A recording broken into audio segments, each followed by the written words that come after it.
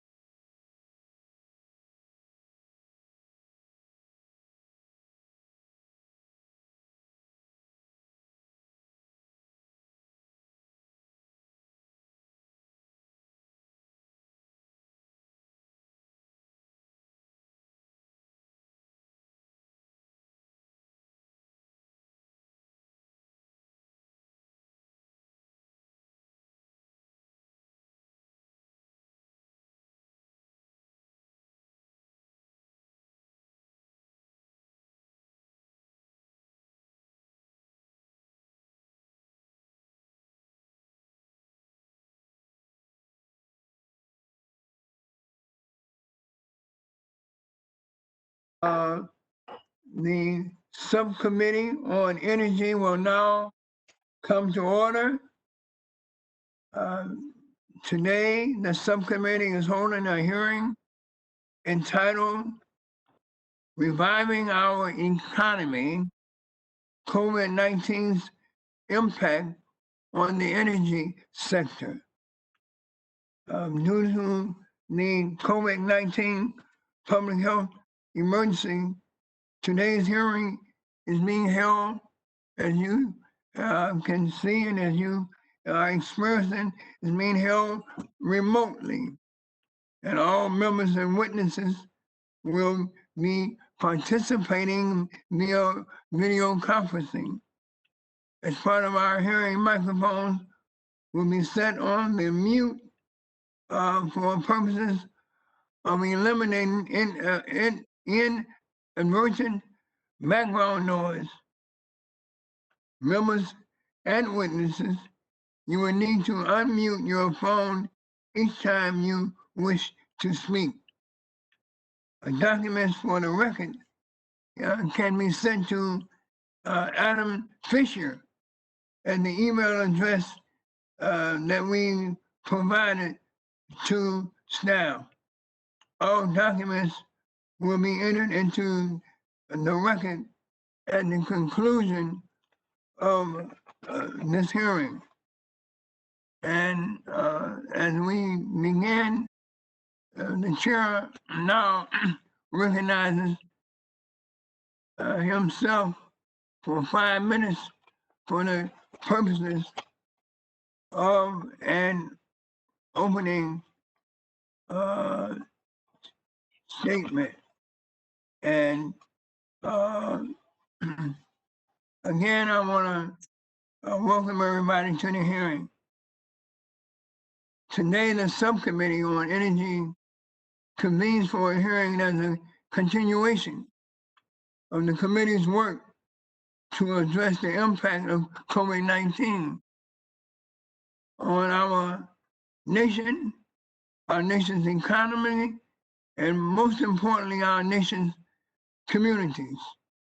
Historically, tragedies encountered by this great nation of ours have resulted in a deeper understanding of its essential needs. The novel coronavirus pandemic is no exception to this rule.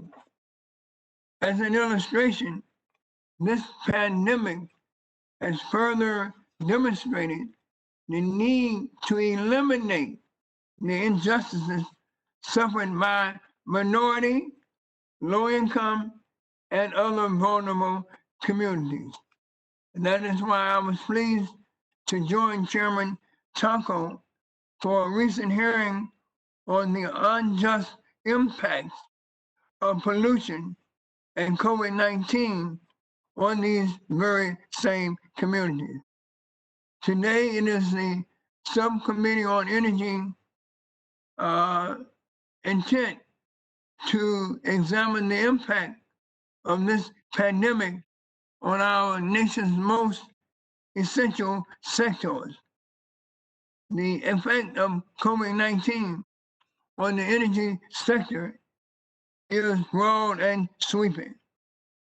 At present, the sector has lost a total of 1.3 million jobs, and stay-at-home orders have stunted electricity demand and pending projects. The clean energy industry, which employs more people than any other industry within the energy sector, continues to stagger while enduring the sharpness of the pandemic's blows. At its recent height, the clean energy sector employed over 3.4 million Americans, growing 70% faster than the overall economy. According to recent data, this industry which includes energy efficiency, energy storage, renewable energy, alternative vehicles, and more, has lost over 600,000 jobs since March. Further, without intervention, forecasts suggest that 1 of every 4 clean energy workers may soon lose their jobs as a result of COVID-19. To put this in perspective, that is nearly 1 million hardworking Americans who will be out of work. As chairman of the Subcommittee on Energy, it is my firm belief that sustaining and strengthening the clean energy industry is essential to the recovery of our economy and our communities. The foundation for my belief lies within the successful federal investment of $90 billion in this very industry after the Great Recession. That is why I'm proud to join Chairman Pallone and my colleagues in ongoing efforts to bring clean energy infrastructure legislation to the floor. However, this does not mean that the clean energy industry and the energy sector as a whole should go on without change. According to U.S. Energy and Employment Report, diverse groups are frequently underrepresented in the energy workforce. For example, African Americans account for merely 8% of energy efficiency working people. Additionally, the Energy Information Administration reports 1/3 of U.S. households, most of whom are minority households, struggle to afford paying their energy bills and have little access to energy efficient and clean energy technology. We know that there is more work that clearly remains to be done. To be forewarned is to be forearmed. Therefore, if knowing is truly half the battle, then immediate action is now required. I look forward to today's hearing, and with that, I yield to my good friend and colleague from the neighboring state of great state of Michigan, the gentleman from Michigan, Ranking Member Upton, for 5 minutes for the purposes of an opening statement. Chairman Upton. Am I there? Hey. Yeah, you're here. You're there, here, and everywhere. Hey. Good to be back, Mr. Member of my in the 3rd floor of the Rayburn building. You know, the last 3 months have been for all Americans as COVID has taken its toll. We had over 2 million cases, and of course, we have nearly 120,000 lives lost across the country. And with the nation in place, we have been stuck at home. Projects, manufacturing plants have been shuttered. And as a result, massive disruptions have rippled throughout every sector of our economy.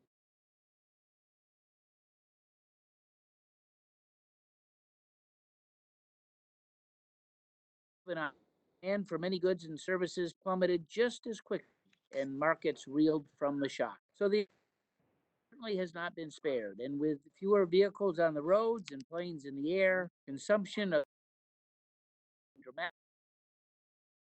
domestic energy producers.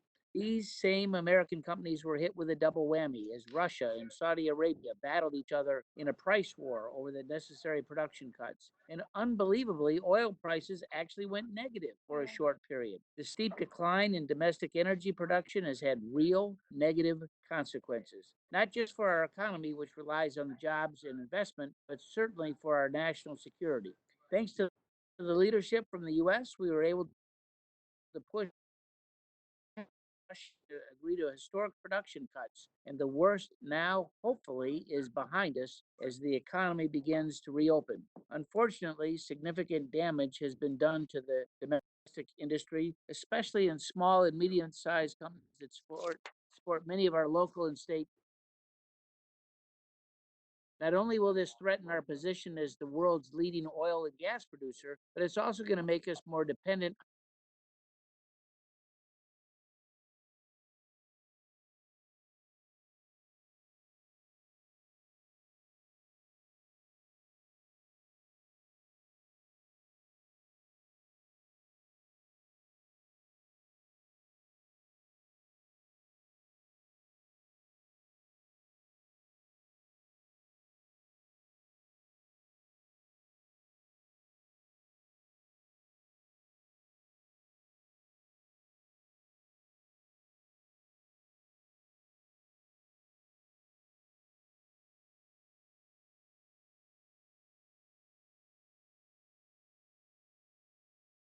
Congressman Rush, you're on mute.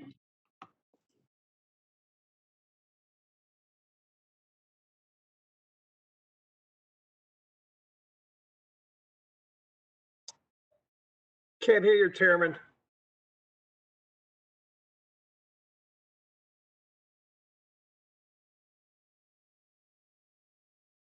Mr. Chairman, you're still on mute. Now I should be back. It did that automatically. Well, There's Mr. where Upton. was I? Okay, well, we've had real challenges in all 50 states. Regulators, utilities have suspended disconnections from non-payment, while the CARES Act included a big increase in LIHEAP, expanded unemployment payments and programs to help individuals and businesses pay their bills. States and utilities have programs that go even further to protect their most vulnerable customers. All of this has placed a significant burden on our local electric utilities. Undoubtedly, the strain on our utilities will have long-lasting impacts on business plans and investments, which again could set us back. So as we begin to reopen our economy, we need to stay laser focused on ways to maximize growth and economic expansion. We need to get Americans back to work, our economy back to its historic levels of prosperity. And the next couple of months are going to be critical to stimulate our economy to dig out of that hole. In particular, let's focus on projects that create jobs right away and restore U.S. energy sector leadership here and abroad. So we ought to be leveraging the money the government is spending with the private sector, looking for the best return on investments for taxpayers. If there are regulatory obstacles that ought to be removed, we need to hear about them. We need to build on the CARES Act programs or make changes. We need to hear about that too. But as we look to the future, I also want to focus on making our energy sector more resilient to the shocks so we can respond to all hazards and future disruptions, whether caused by a pandemic, wildfire, severe weather, cybersecurity threats, or national security emergencies. With that, I look forward to our witnesses, and I yield back to my good friend and chairman, Bobby Rush from the good state of Illinois. Stay safe over there. Want to thank you, Ranking Member. The chair now recognizes the chairman of the full committee, Chairman Falone, for 5 minutes for the purposes of an opening statement. Thank you, Chairman Rush. And this is a very important hearing in our committee's effort to address the COVID pandemic by assessing its impact on the energy sector. And we have a great group of witnesses, including former Energy Secretary Moniz, who I was very pleased to have back with us today. There's no question that COVID-19 has been devastating, killing more than 115,000 Americans, leading to more than 44 million Americans losing their jobs over the last 3 months. But the pandemic has affected all energy industries, but I wanted to focus on the renewable energy and energy efficiency industries that I think have been particularly hard hit. Social distancing measures, supply chain disruptions, and stalled financing have placed significant burden on energy efficiency, solar, and wind projects, and this is all erasing years of progress in clean energy job creation and efforts to meet our carbon pollution reduction goals. Well, prior to the pandemic, the clean energy industry employed 3.4 million Americans, nearly 3 times as many as the fossil fuel industry. But the pandemic has wiped out over 600,000 of these jobs. And if these trends continue, some estimates show that 850,000 clean energy workers could file for unemployment by the end of this month. In my home state of New Jersey, we lost over 8,000 clean energy jobs in April alone, and that's basically a 15% decline. And of those losses, 2/3 were in energy efficiency, which is uniquely impacted by social distancing measures. And municipally owned utilities and rural cooperatives have also been adversely affected by this pandemic. Because they're not for profit entities, customers could ultimately be forced to pay much higher rates at a time when many are out of work. And the oil and gas industry is also hurting, and we should be helping those workers along with others in the energy sector. But clean energy workers are crucial to helping our transition to a more sustainable economy. Climate change is an existential crisis. Congress has to invest in clean energy infrastructure that will stimulate the economy and put Americans back to work and create new jobs in this critical industry for our nation's future. Now, our committee has been working on infrastructure policy, as everyone knows, since the start of this Congress. Last year, we introduced the Lift America Act, and then in January, we unveiled the Moving Forward infrastructure proposal that includes more than $34 billion in clean energy investments. And these investments will stimulate the economy, keep businesses competitive, and create clean energy jobs during the severe economic downturn. At the same time, these investments will lower consumers' energy bills and reduce carbon pollution. The majority leader announced recently that the House will vote on an infrastructure bill by the end of this month, and both the Lift America Act and the Moving Forward framework provide a foundation of the energy provisions that will be included in that overall package. But it's also important to point out that the lack of certainty regarding renewable energy tax credits has hurt the industry. I know that's not in our committee, it's in Ways and Means, but I have to mention it because while recent action by the Department of Treasury to delay certain in-service data has helped, the clean energy industry needs certainty and assistance. And I believe that it's critical that any recovery package include an extension of these expiring tax credits. And I've been hearing that from industry representatives. If we create new jobs in an industry that was steadily growing before the pandemic, we can maintain momentum towards a cleaner future. And it's also critical that we help stimulate the energy sector, that we're mindful of the need to make it more diverse. Mr. Rush, Chairman Rush, has made that a priority on this subcommittee for many years. And the response to the coronavirus pandemic has highlighted significant racial disparities across our country. And the recent tragic murder of George Floyd has catalyzed a national movement that is focusing attention on systematic racism. So it's long past time for the energy sector to increase diversity in the workforce, and I hope we can begin to see real progress soon. Chairman, I wanted to mention that I understand that at some point today, there's going to be an announcement in our state about a major new development with regard to wind power. I'm sort of looking forward to that, but it hasn't been announced yet, so I can't really talk about it. But we feel, and I've been a very big supporter of wind power in New Jersey. My district is along the shore, and we have a lot of offshore wind. So this also plays in to my district and my state in a major way. So thank you again, Chairman Rush, at all you do on this issue, and this is going to be a really interesting hearing. Thank you again. I yield back. The chair yields back. The chair now recognizes the gentleman from Ohio, Mr. Lotto, who is going to use the time for the ranking member, Mr. Walden. Mr. Lotto, you're recognized for 5 minutes for the purposes of an opening statement. Well, thank you, Mr. Chairman, and it's great to be back in our hearing room today and for holding this important hearing on how the energy sector has been impacted by the coronavirus health crisis. I'd also like to thank our witnesses for agreeing to participate today. The outbreak of the COVID-19 pandemic has had a devastating impact on our nation's entire economy, from energy to construction to manufacturing to retail, to name a few. We saw businesses go dark, energy demand decline, and everyday interactions, transactions to digital and remote platforms, transition to digital and remote platforms. Furthermore, this health crisis has also exposed our supply chain vulnerabilities. Whether it's medical supplies or energy products and materials, we've had to learn the hard way that more attention needs to be focused on maintaining a strong supply chain and building up domestic industries.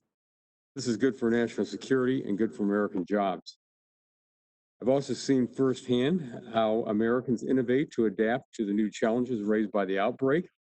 For example, during a visit to the campus of Bowling Green State University just a few weeks ago, I saw how unmanned delivery vehicles, robots, are being used to deliver food and beverages in the community. It is this kind of remarkable innovation that will help our country regain its footing in the global economy. Finally, we must acknowledge the devastating loss of life this health crisis has inflicted on our country and around the world. We've lost too many Americans to this virus, and tens of thousands of others have experienced economic hardship due to shutdowns, including job losses in the energy sector. We need to be doing all we can to help our neighbors get back on their feet and get the economy moving again. Again, thanks to our witnesses for being here today, and I look forward to your testimony. And now I yield the remainder of my time to my good friend, the gentlelady from Washington, Representative McMorris Rogers. I thank the gentleman for yielding. Thank you, Mr. Chairman, and to the panel for being with us today.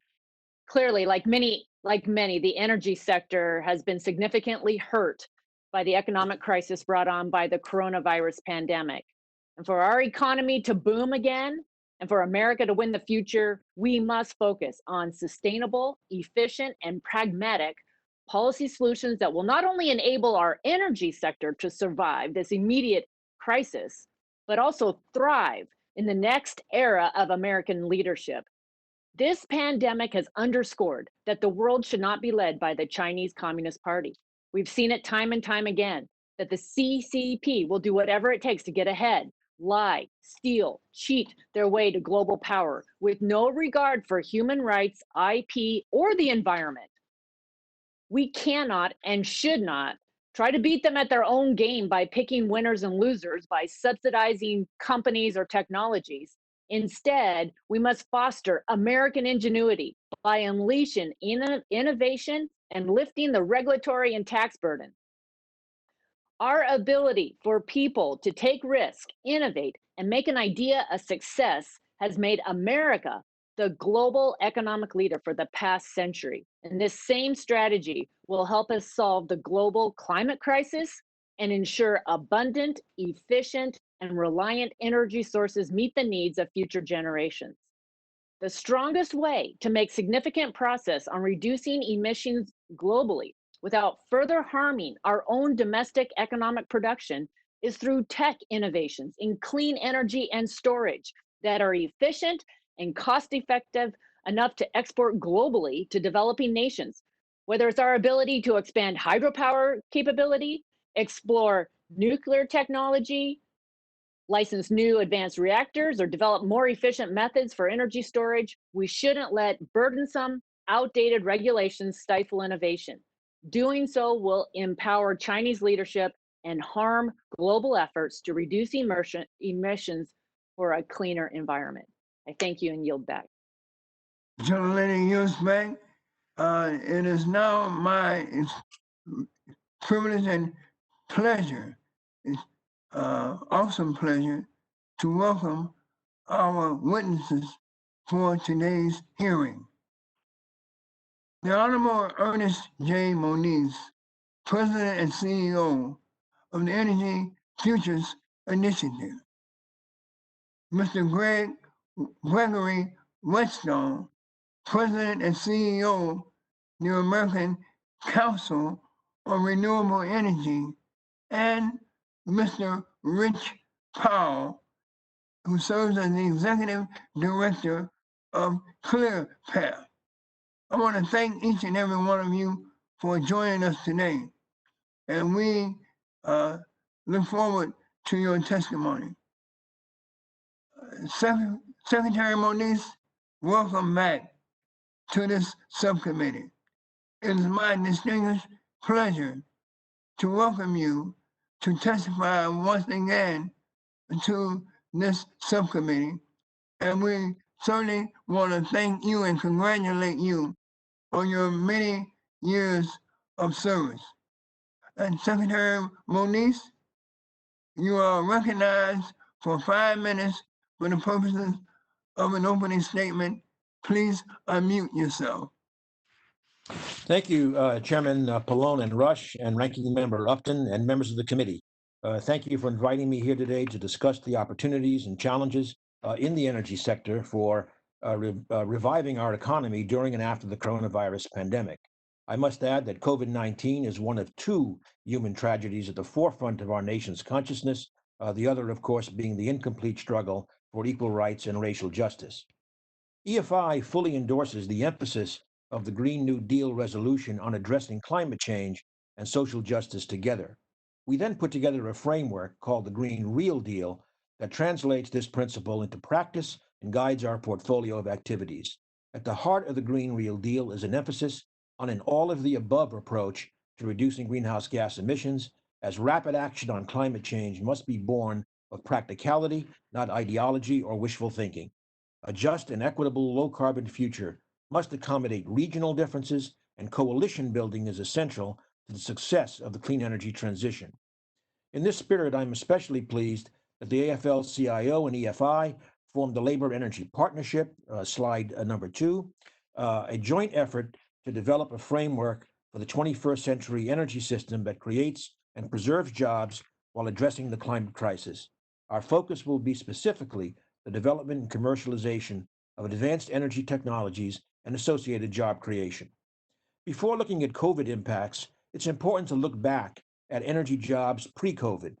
EFI has partnered with NASIO and with the BW Research Partnership to produce the 2020 U.S. Energy and Employment Report covering 2019. It's slide 3. This is the 5th annual installment. The fuels, power generation, transmission, distribution, and storage, energy efficiency, and motor vehicle sectors employ 8.3 million Americans.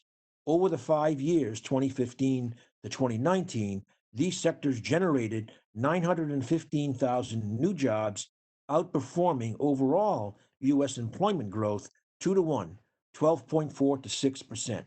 Energy efficiency, which employed 2.4 million Americans in 2019, alone generated over 400,000 new jobs. Diversity is a challenge.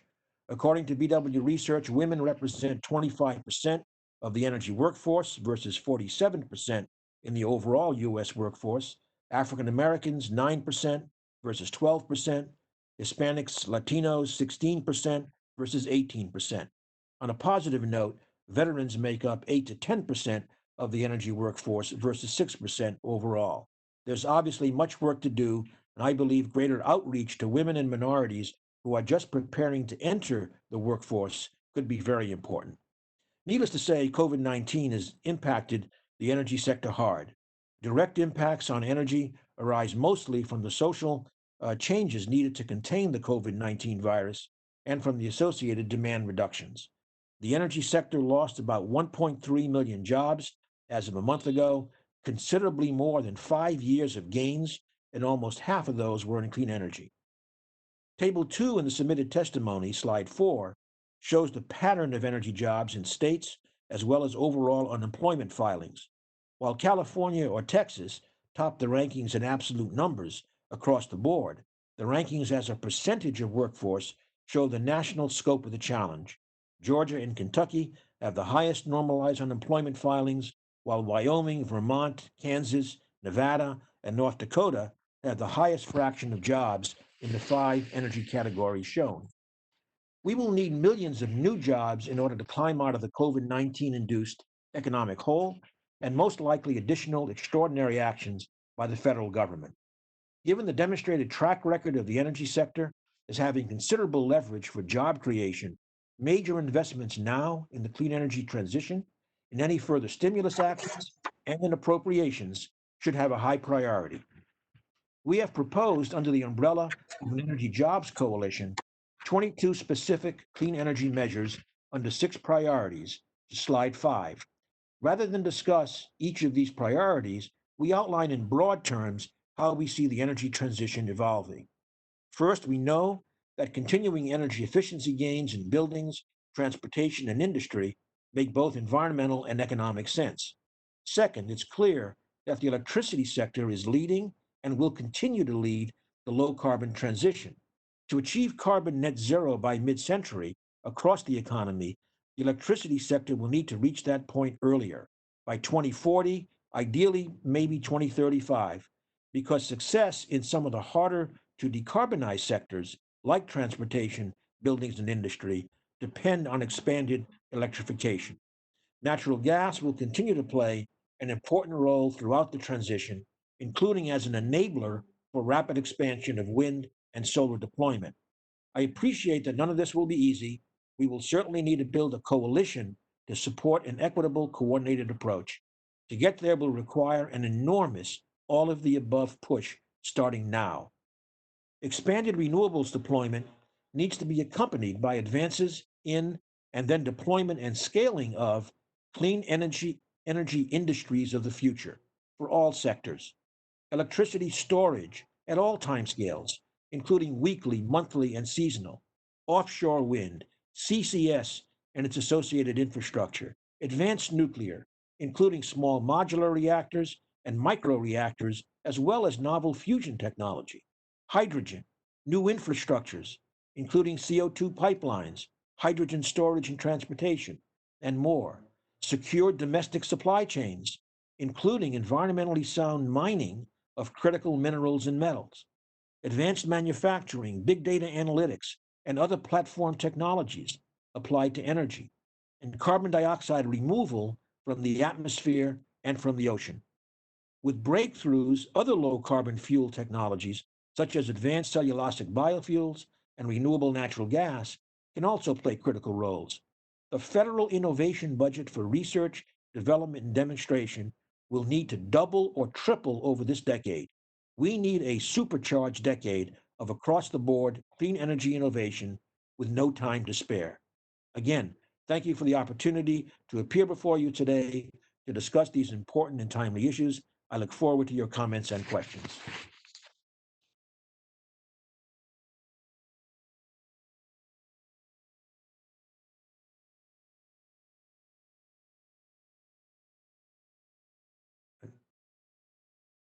Chairman Rush, you're on It's mute. my pleasure to recognize Mr. Whetstone for 5 minutes for the purposes of an opening statement.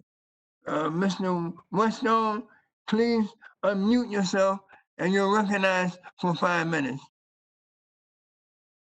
Chairman Rush, Ranking Member Upton, Chairman Pallone, and members of the subcommittee, thank you for the opportunity to testify this afternoon. While my comments will focus on the impact of COVID-19 on the energy sector, I do want to recognize Chairman Rush's comments on diversity and commit myself and ACORD to doing what we can to help address that issue. My name is Greg Whetstone. I am CEO of the American Council on Renewable Energy, a national nonprofit organization that works to accelerate the transition to a renewable energy economy. I am honored to join Secretary Moniz and Rich Powell in speaking to such an important topic for the renewable energy industry. And I'm especially grateful for the chance to appear before this committee, as I was privileged to serve on the Energy and Commerce staff as counsel for a dozen years. It was some time ago, but long-serving committee members may recall that when I started with the committee, I had a full head of hair, less so when I left.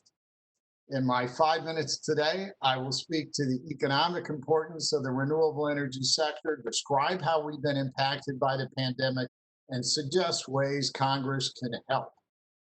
To start, let me emphasize that renewable energy is now a hugely important driver for American economic growth with more than 430 billion in private sector investment since 2009, including over $56 billion in American investment last year alone. Today, the sector employs nearly 550,000 Americans from every state in the country. This growth has been driven by three important factors: steep cost declines, increasing demand from American consumers and businesses, and supportive state and federal policies. There was every reason to expect this trend would continue and even accelerate in 2020, but COVID-19 has been a game changer. Shelter-in-place requirements, supply chain disruption, delays in permitting, and a constrained tax equity market have combined to exact a sobering toll. An analysis of federal unemployment data by BW Research released yesterday by ACOR E2 and E4 The Future found that clean energy job losses continued in May, although at a slower rate than April. 27,000 additional clean energy workers filed unemployment claims in May, including 4,300 renewable energy workers. These hard data findings are consistent with estimates from the American Wind Energy Association and the Solar Energy Industries Association. The analysis of unemployment data shows that the clean energy sector, and this includes energy efficiency and clean transportation as well as renewable power, lost more than 620,000 jobs over the months of March, April, and May, which translate to a clean energy unemployment rate of nearly 18%. Nearly 100,000 of those unemployed are renewable energy workers, meaning in our renewable sector, the unemployment rate is even higher, just shy of 20%. We ask Congress to help by providing common sense emergency relief that allows the renewable sector to continue to access the policy tools Congress has already provided. Treasury Secretary Mnuchin's recent decision to provide an extra year of safe harbor continuity for many renewable projects is a very helpful start. We ask Congress to build on the new Treasury guidance by one, providing temporary refundability for renewable tax credits facing an increasingly constrained tax equity market, and two, delaying the scheduled phase down of the production and investment tax credits in recognition of COVID-19's widespread impact on renewable development this year. Beyond the need for emergency relief, there are lessons to be learned from Congress's last policy response during the Great Recession in 2009.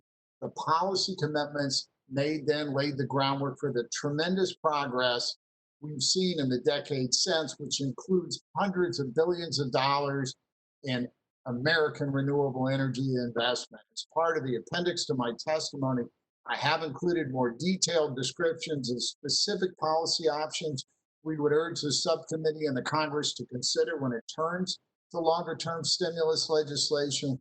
With the right policy support, renewable energy can help drive recovery from the current downturn, as we did in 2009, and lead the way to an effective climate solution over the long haul. Thank you for the opportunity to testify today. I look forward to your questions.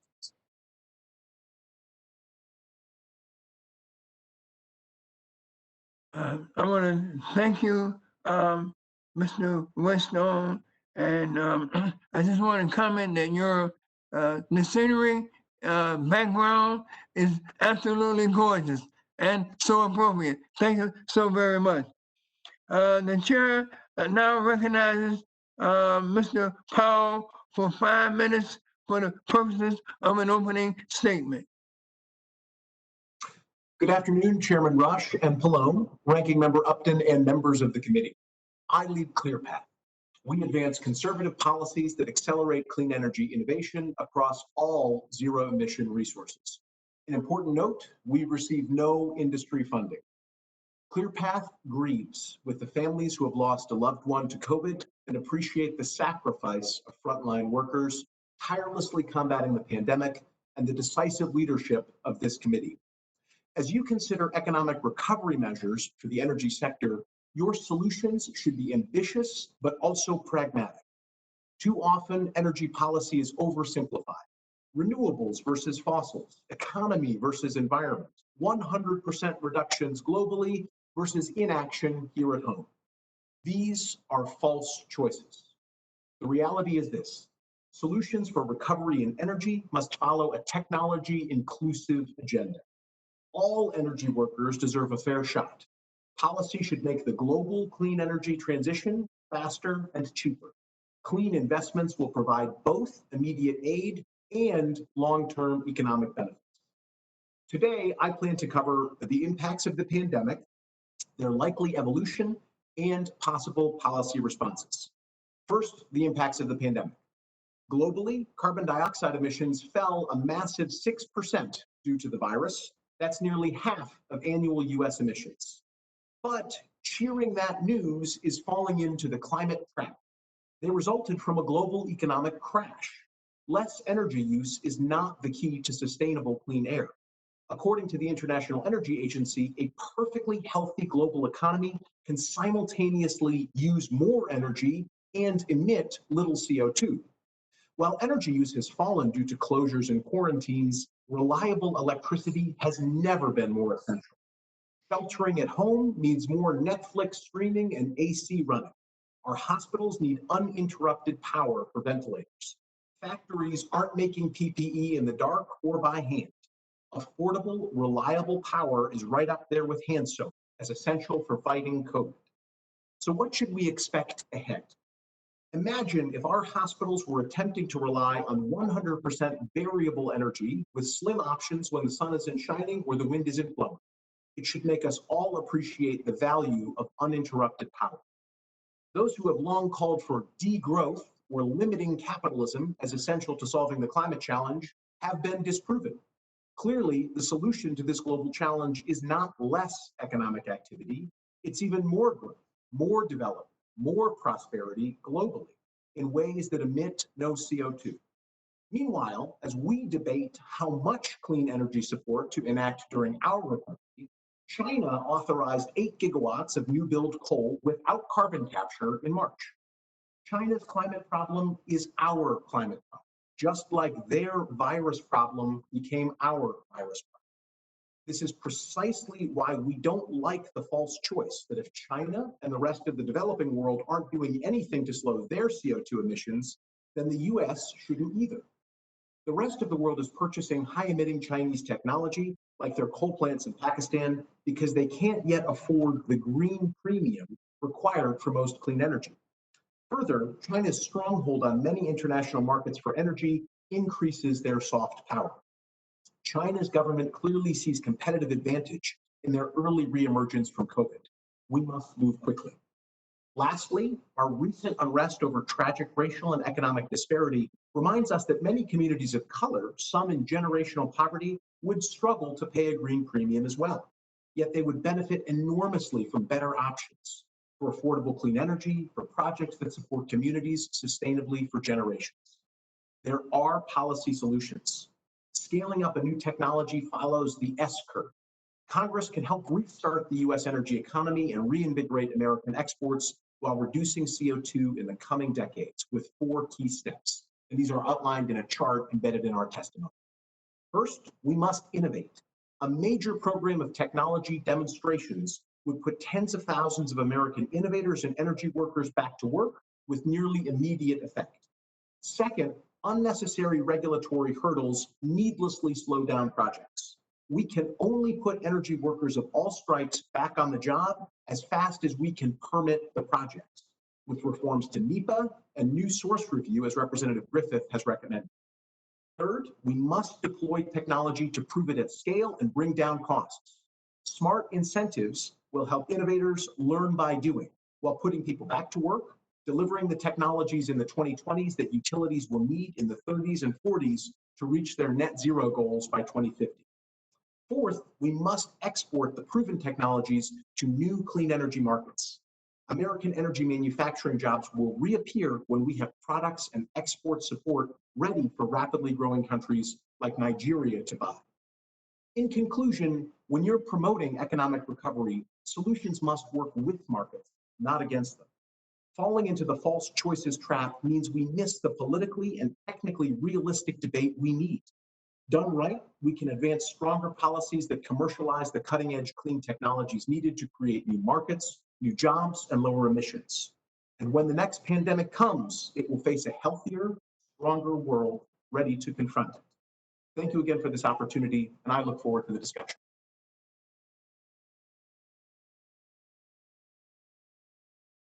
We have now concluded opening statements, and we will now move to members' questioning.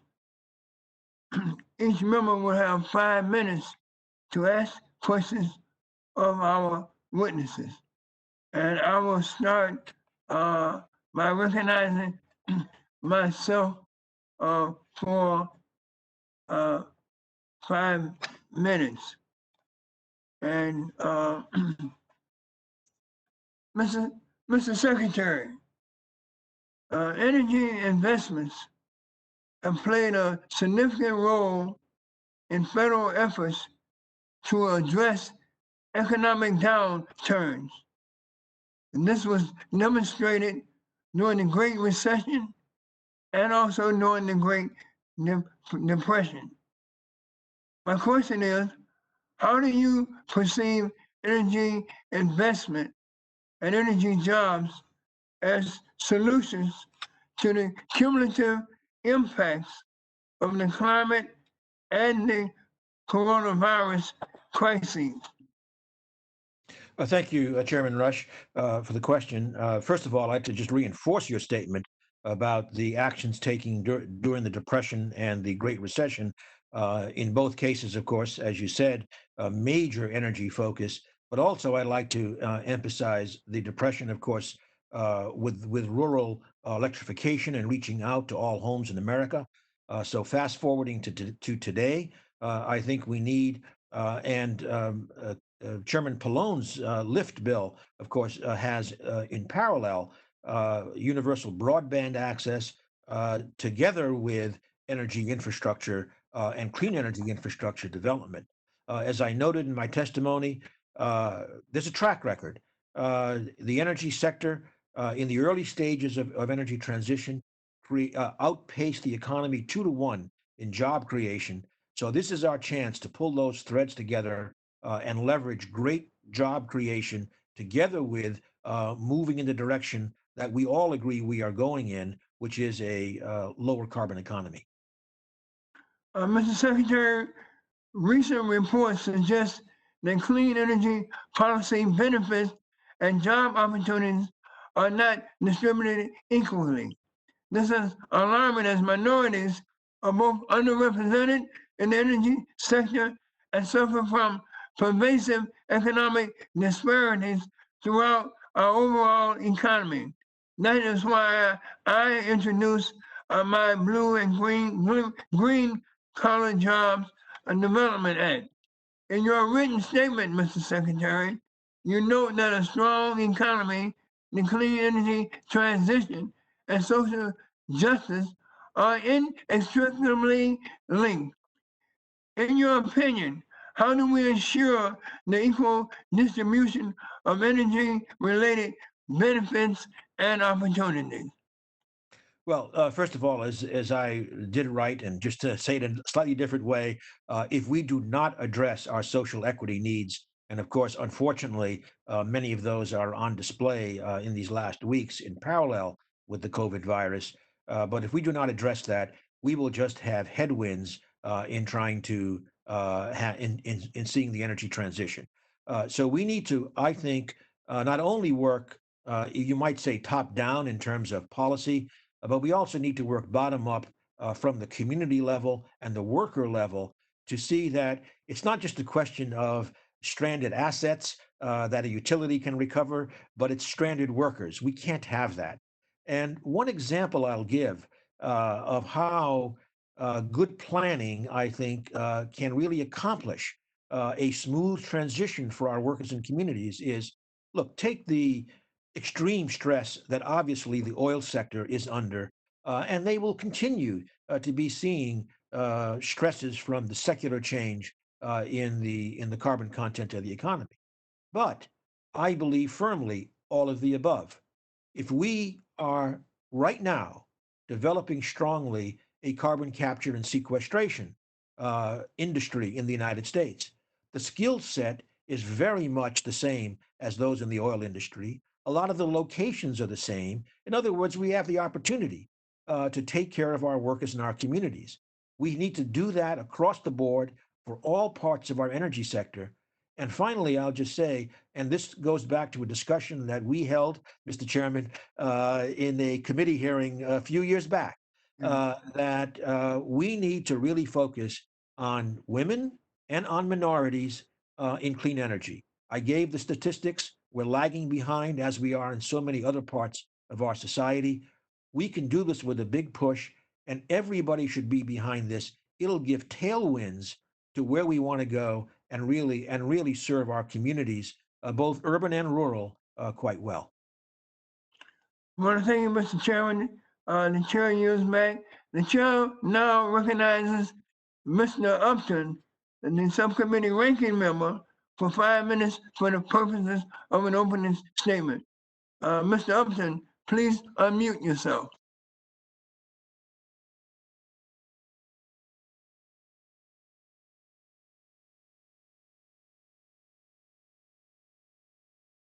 Ta-da.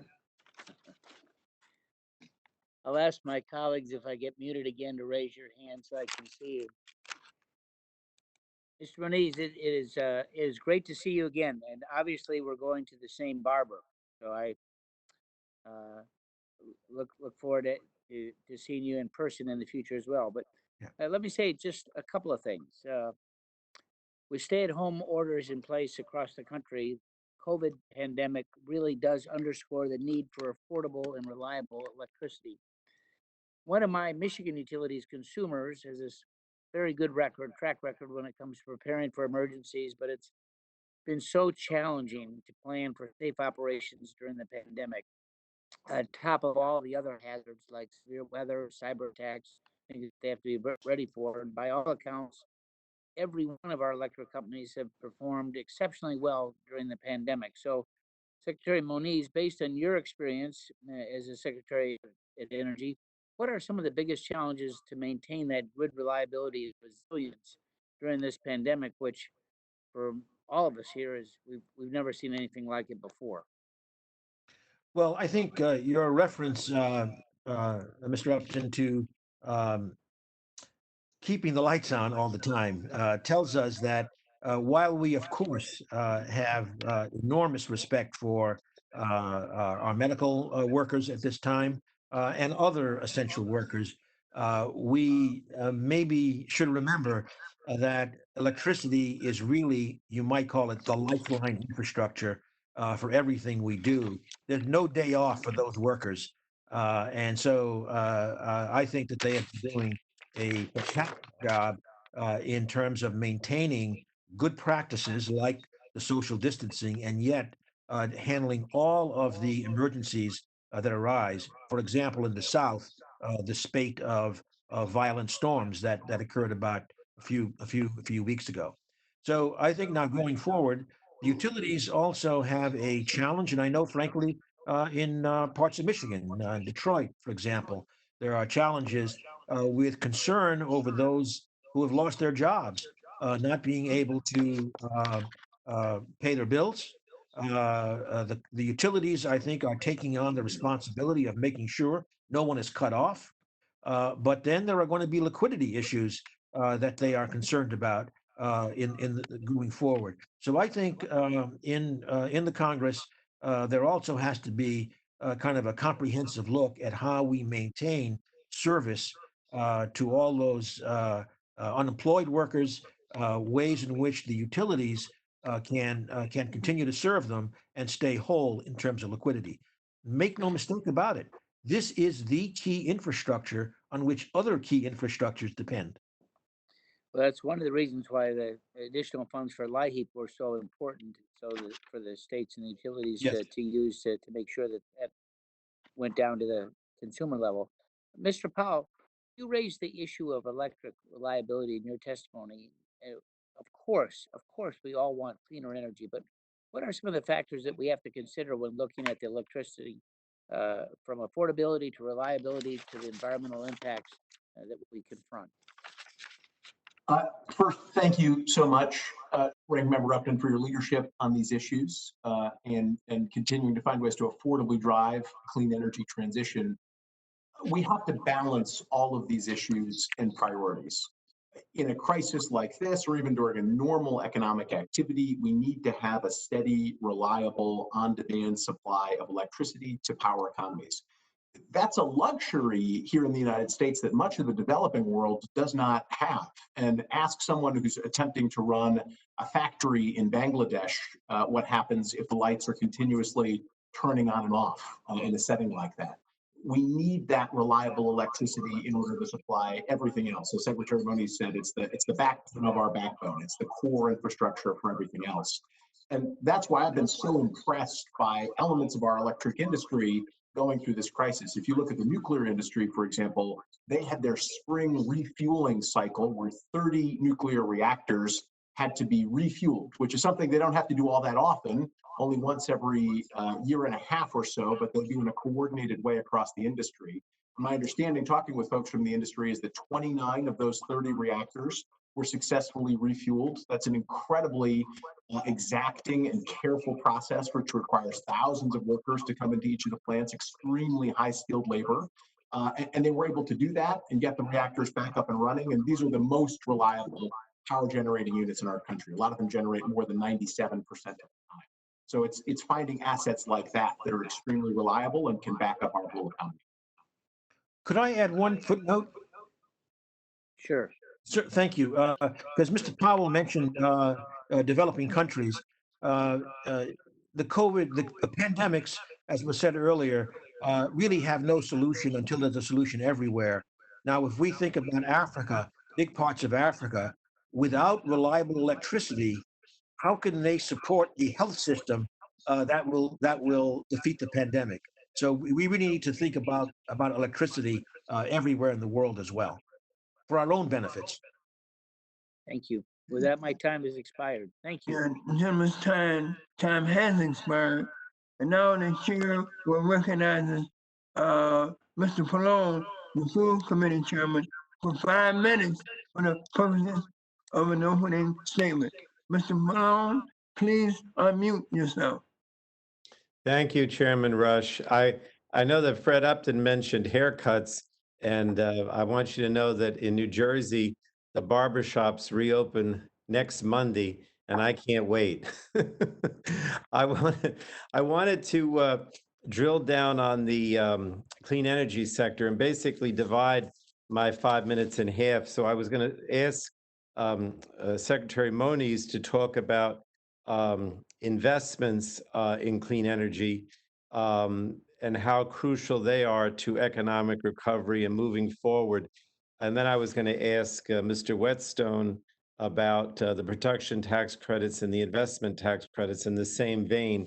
But of course, the idea is that, you know, whether these industries are going to survive and prosper without federal help. So my question of both of you, so let me, with Secretary Moniz, my question is, how important is federal help in terms of investment in clean energy infrastructure? How crucial is that to sort of get out of this rut and move forward? Well, thank you, Mr. Chairman. I will not touch your question about barbershop reopening, but with regard to support for, especially for renewables, clearly very important. It was alluded to by, I think, Mr. Powell. Let me just reinforce that if you took, for example, the 2009 the Great Recession and the ARA program, it had many stimuli for clean energy.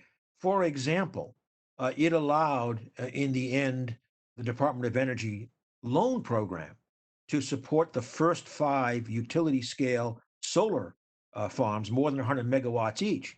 We now have, I don't know, 80 or some, Greg would know better, but it's a huge number with private funding. That's the kind of thing we need to do. And right now, in, for example, wind, we need to really invent really an offshore wind industry for the United States, an offshore wind industry with its supply chains from everything like being able to make the enormous blades required for a 10 megawatt turbine, being able to move those, being able to have the docking facilities to stage that. That's the kind of thing that we should be looking at, building industries of the future, and that's in the clean energy space. The offshore wind being just one very clear example of that. I might add another one, by the way, which I believe is referenced obliquely, at least in the Lift America bill, and that is right now, even with COVID virus, we should be looking for opportunities in efficiency, say public buildings, in community solar activities, especially serving disadvantaged communities. We could be doing those right now with proper social distancing, get people to work right now doing important clean energy work. Well, Secretary, I think that, and I don't want to prejudge it because it hasn't happened yet, but I think that's what's going to be announced. One of the things going to be announced today in New Jersey is a major port facility for wind turbines. So that's an example of what you mentioned. But Mr. Whetstone, in the time we have left, same thing. How important are these federal tax credits, production tax credit and investment tax credit, in terms of moving forward and getting out of this loss of jobs, for the future? Thank you for asking, Chairman Malone. The renewable tax credits have proven an extremely effective way to leverage the marketplace and promote economic growth. Since 2009, over $430 billion in investment. What we're facing today with COVID-19, to help the sector, we need to make those credits so they can be used by people in the sector, even as the tax equity marketplace that is relied upon to monetize credits is constrained. So we need to make those credits refundable for a few years. And we need to recognize that 2020 is not the year we hoped it would be, the year it should be for renewable power, and extend the phase out deadlines by a year, recognizing the cost of the pandemic. And I would add that we should look for ways to expand what we're doing to incentivize use of advanced grid technologies like energy storage. That should have a tax credit too. We should be incentivizing better planning, transmission. The Clean Futures Act had great transmission planning features. Those provisions should be enacted and built on. We welcome a chance to work with the committee. We are launching tomorrow an initiative promoting a macro grid.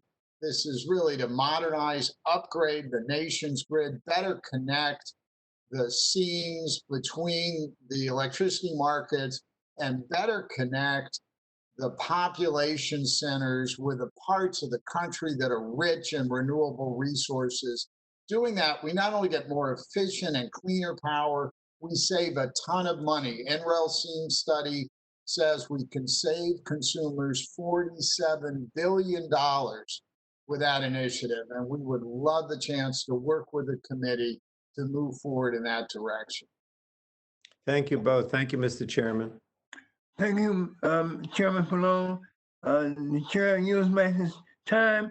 The chair now recognizes Mr. Alana of Ohio for 5 minutes for the purposes of an opening statement. Well, thank you, Mr. Chairman. And again, thanks to our witnesses for appearing today. Mr. Powell, one part of ClearPath's mission is to look at ways the United States energy sector can innovate to meet new challenges. Would you describe some of the supply chain issues that have resulted from the outbreak of COVID-19 and how the energy sector has had to innovate to meet these challenges? And also any specific supply chain issues on the nuclear sector? Well, first, thank you so much, Representative Lauder, for your long leadership, especially on nuclear issues. Right now, the most important clean generating technology in the United States.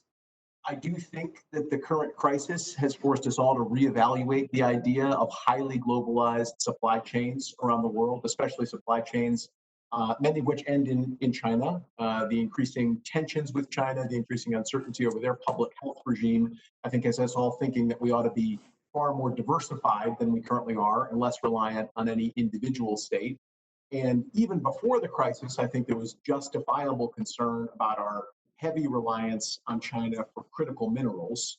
Many of the materials that are required for battery technologies and advanced renewable technologies, really many clean energy generating technologies, are these relatively rare earth materials. China has worked hard to develop nearly a monopoly in the supply of a number of these. And so I think that as a huge innovation priority for all clean energy technologies, many folks are thinking about finding more earth abundant materials, as they're called, things that can be found or mined virtually anywhere, or at least in far more countries, and expanding our supply chains and technology to focus on those. On nuclear, which you mentioned, I think it's very relevant to point out that the administration has just finalized the result of its nuclear fuel working group.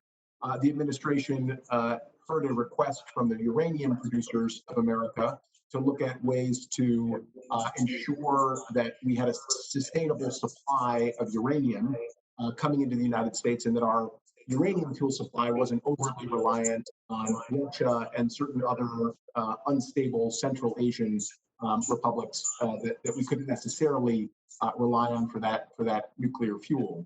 And I think the recommendations of that nuclear fuel working group were really insightful. They both pointed to the need to further diversify our nuclear fuel supply, including much heavier reliance on American uranium, and to establish a uranium reserve in the United States in the same way that we have a strategic petroleum reserve. And they also looked more holistically at the situation and said, if we want a sustainable nuclear fuel industry in the United States, we need a sustainable nuclear industry in the United States who are the customers for that fuel. If an industry is not growing, it's dying. And so in this holistic look at nuclear fuel, they also looked at the priority of innovative new nuclear technology designs. And they suggested that the United States ought to take on kind of a nuclear moonshot for advanced reactor designs. And so I'm pleased to say the Department of Energy has just accepted its first round of submissions for this nuclear moonshot, a program that this Congress funded in last year's FY20 appropriations bill, which will really get the United States back into the nuclear innovation game and demonstrate two advanced nuclear technologies here in the United States by 2025. Well, let me follow up. How has our global competitiveness in emerging energy technologies been impacted by COVID-19? That's a great question. So one area where we remain quite competitive globally is obviously the export of liquefied natural gas. That's a place that's a result of the incredible energy innovation in our fossil energy industry and the incredible story of public-private partnership between the federal government and the particularly shale and unconventional gas industry, which is really scaled up. And that's an area that's continuing to go well, although obviously China was a primary customer for US LNG. And our current trade tensions with China will mean that that's a more difficult export market for us, although I think other export markets, particularly in Eastern Europe, may well take up that supply. On other areas, I have to say, particularly when compared to Chinese exports, I think we're at significant risk of falling behind. I think for the manufacture of traditional renewable technologies, photovoltaics, we're so far behind, it's hard to imagine the United States catching up. We're in a better position, at least by value, in the wind technology space. Greg could say much more about this. And in the nuclear space, I think that's really a place where we're still neck and neck. China's actually exporting more than we are now, but I think we could move more quickly on developing advanced technologies, small modular reactors and microreactors, which could be a really appealing competitive offering to a lot of the developing world. And then we still have a chance to get ahead of that Chinese competition. Well, thank you very much, and Mr. Chairman, I yield back. My time has expired. The gentleman yields back, and the chairman now recognizes the gentleman from the great state of Maryland, Mr. Sarbanes, for 5 minutes for questioning the witnesses. Thank you very much, Mr. Chairman. Can you hear me? Can hear you quite well. Excellent. Well, thank you for holding the hearing today on very important issue. I appreciate the witnesses' testimony. Obviously, the pandemic has had profound impact on our economy. And as we look to the other side of this and getting our economy back on track, obviously, promoting a cleaner and healthier future for all communities is a critical priority. Secretary Moniz, in your testimony, you mentioned the value of investing in energy infrastructure, particularly grid modernization. I appreciate that.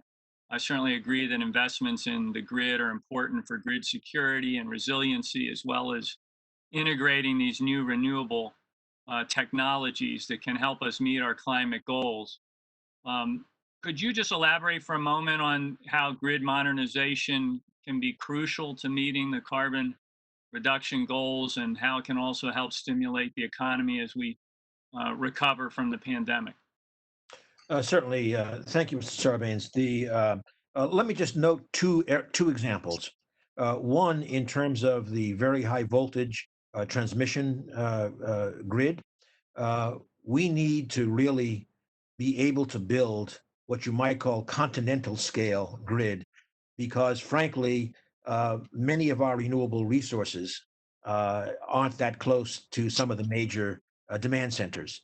And we need to be able to move that over large distances, and that will require a big build out, as well as, to be perfectly honest, managing, of course, some of the policy and regulatory issues that arise in crossing various state boundaries. But that's one example at the high voltage grid level. But now if we come especially to the distribution system, we are just scratching the surface about integrating all of the IT opportunities into that system. When we do that, we will be able to manage a very, very different grid architecture, including a lot more distributed generation, for example. And secondly, I think it will unleash a lot of entrepreneurial activity, as that will provide the opportunity for genuinely new services when one has that integration. Again, I think we're only scratching the surface. On the latter, by the way, I might say that, and this is related to COVID, maybe. I think with the impacts of COVID on our social structures, our work structures, remains unclear. We don't know how much additional work at a distance will become, say, permanent in our society. We don't know if cityscapes will change dramatically as less commercial space is required and maybe it's converted to more residential space. We don't know how our rural scapes will change, especially if we have work at a distance and broadband. All of this can be enabled by this integration of electricity, I appreciate broadband, that. IT. Yeah. Well, thank you. Let me ask you quickly on energy efficiency. We know that increasing energy efficiency is a win-win. It lowers energy costs, it reduces carbon emissions. We've had the opportunity to work on some of those projects together in Maryland and in Baltimore in the past, as you know. So it can be a way to reverse severe job loss in the energy efficiency sector. And it could involve funding to state energy offices. They could leverage private funding through performance contracting, resilience projects at hospitals, fire stations, schools, public buildings. Funding for DOE, DOD, and GSA could also help leverage the performance contracting opportunities and increase resilience at federal facilities. Would that be impactful on creating jobs in the short and medium term? And maybe speak to how the American Recovery and Reinvestment Act investments in federal buildings, modernization, green buildings, et cetera, help the economy and could reduce federal spending on utility bills. So if you could speak to that opportunity as well. You're spot on in terms of this being a job engine that we could turn on right now, and clearly residential efficiency upgrades are very important. Must go forward. They may be constrained while COVID restrictions are in place. That's why we emphasize that in addition, we should really look at small and medium-sized businesses. We should look at the 850,000 public buildings across our country, urban and rural, places where those restrictions would be far less consequential. We can do those jobs now, and we should move on that. In terms of ARA, you're absolutely right. The federal building structures are another enormous opportunity. But I would just note more broadly, if we go back to the Obama administration, the efficiency standards put in place at the Department of Energy will result by 2030 cumulatively in over $500 billion of consumer cost savings and in about 2.5 billion tons of CO2 avoided. Finally, I would just add, and you mentioned it, that we could accomplish these efficiency projects using existing mechanisms. Many governments already have those energy savings performance. Utilities across the country have efficiency programs. We could go right now through our utilities and use those established programs for residences, but also for small and medium business. So we have opportunity laying in front of us, which would have tremendous impact economically, environmentally, and for jobs. Thank you very much. Gentleman's time has expired. The chair now recognizes the gentlelady from the great state of Washington, Ms. McMorris Rogers, for 5 minutes. All right. Good morning, everyone, and good to see you from sunny Spokane. Anyway, I wanted to ask Mr. Powell, certainly the regulatory uncertainty is a big issue right now, and I just wanted to ask if you would speak to the uncertainty that the regulations are putting on our energy industry, whether it is to address the current crisis and to innovate in America for this era of a new clean energy future. So I wanted you to speak to that. And then the specific question was, can federal subsidies, investments, or other financial incentives make up the loss in private investment due to the regulatory uncertainty or the regulatory barriers? Thank you so much for that question, Congresswoman. It's wonderful to see you, and thank you for your long leadership on hydropower, for your co-sponsorship of the leading bill, the Gas with CCS Technology Innovation Moonshot. Really appreciate your work and attention to all of these issues. We cannot underestimate the importance of this regulatory issue. I'll take hydropower, an issue I know is near and dear to your heart. The relicensing of dams is an enormous issue. In many cases, it can take a facility a decade or more simply to relicense that facility. My understanding is up to a third of all of the hydropower capacity in this country, 16 gigawatts of hydropower, is up for relicensing by the end of this decade, by 2030. And a lot of those are the smaller dams. And so especially for a smaller facility, they may just look at that incredibly intimidating relicensing process and say, not worth it. I'm not going to put in the annual requests for a 1-year relicensing, or I'm not going to spend the decades and millions of dollars in attorney's fees to make this relicensing happen. That's 16 gigawatts of clean energy, and it's flexible clean energy. It's clean energy that can come on and off on demand or serve as a sort of a giant battery for the grid in many cases. It would be a tragedy if we lost some large portion of that 16 gigawatts of clean hydropower, and that's just one example of the regulatory uncertainty. To your second question, can we sort of subsidize our way out of this kind of regulatory burden we've put on a lot of the companies? While I'll absolutely acknowledge there's a real valid role for incentives, particularly for early stage technologies, it doesn't matter how strong the incentives are if there's no permission to innovate and to go and deploy that technology out on the grid. Just two quick examples. Duke Energy in the Carolinas, a place near and dear to ClearPath's heart, recently released its annual climate report and actually charted out how it plans to reach a 2050 clean energy future. And as a footnote there, they note that over the next 3 decades, a transition to clean energy is going to require them to build twice as fast as they've built in the last 3 decades.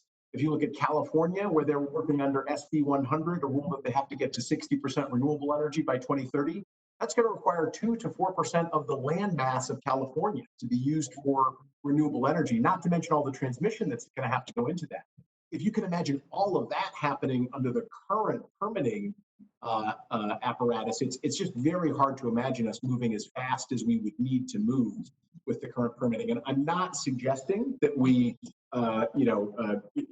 sacrifice our clean air or our clean water standards. I'm simply saying that we've got to find a way to have the same protections and do it faster in a more streamlined way. Absolutely. Another area where the Pacific Northwest is leading is in energy storage, and the PNNL, the Pacific Northwest National Lab, is at the cutting edge of battery storage and the R&D around that. But China's threatening to overtake us. In 2019, China installed 520 megawatts of electrochemical energy storage, and their current energy storage capacity is 18% of the global total. What can we do to reclaim our global leadership? And just if you could speak to that in the time remaining. Absolutely. Thank you for that question as well. PNNL is a remarkable facility, and their work on energy storage is absolutely world leading. I'd say the two things that we need to do are, first, build on the amazing breakthroughs happening at PNNL and actually support them all the way into the market. There was an amazing new technology for grid scale storage, vanadium flow batteries, developed at PNNL, and an early stage company spun out of that called UET, which got some early support from DOE, but because we didn't have a soup to nuts innovation apparatus, which actually helped them get all the way into the market, the company struggled to sort of break through that valley of death. And then, what do you know, it was scooped up by Chinese investors who promised to build the first demonstration projects in China, and suddenly, we're at risk of that technology and IP being transferred over into Chinese innovators as opposed to those here in the United States.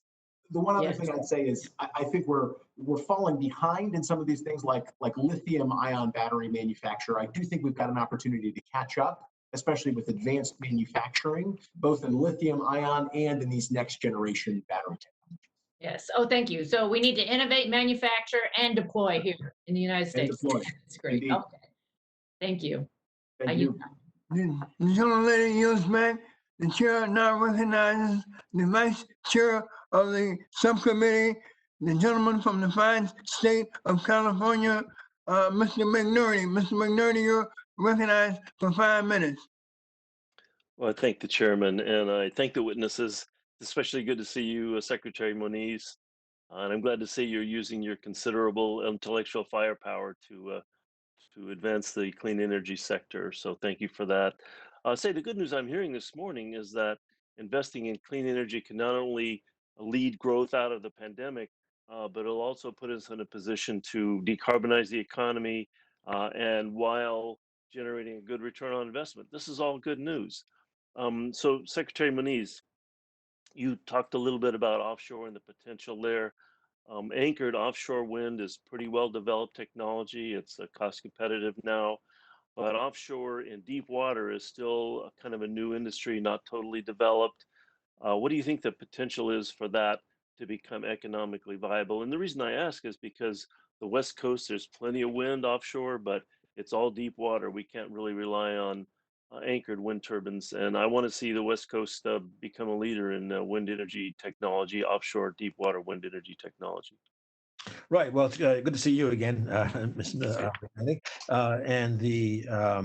I think it's often not recognized that much of the offshore deployment in Europe, which is often pointed to, does not have the same challenges that we have in the United States in terms of getting into deep water pretty fast. And certainly, as you said, the West Coast has that in spades.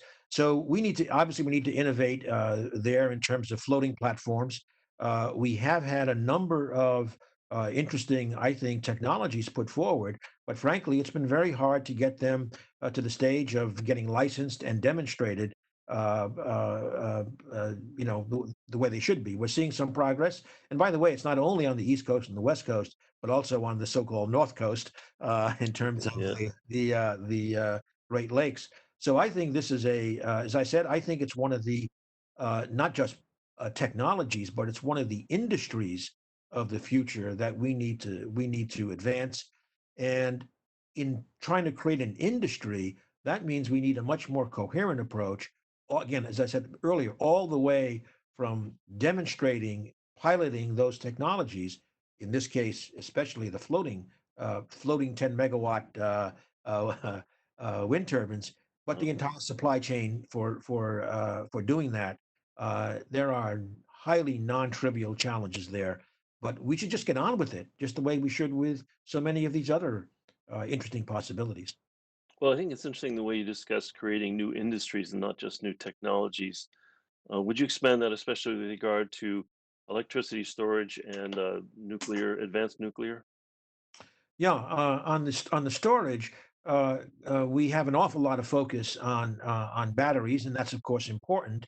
Although I would note that I think we need to really have a focus on the different requirements of batteries for mobile applications versus for stationary, like grid applications, because we have many Right. more Yeah. possibilities in the latter, and that's what we should be doing.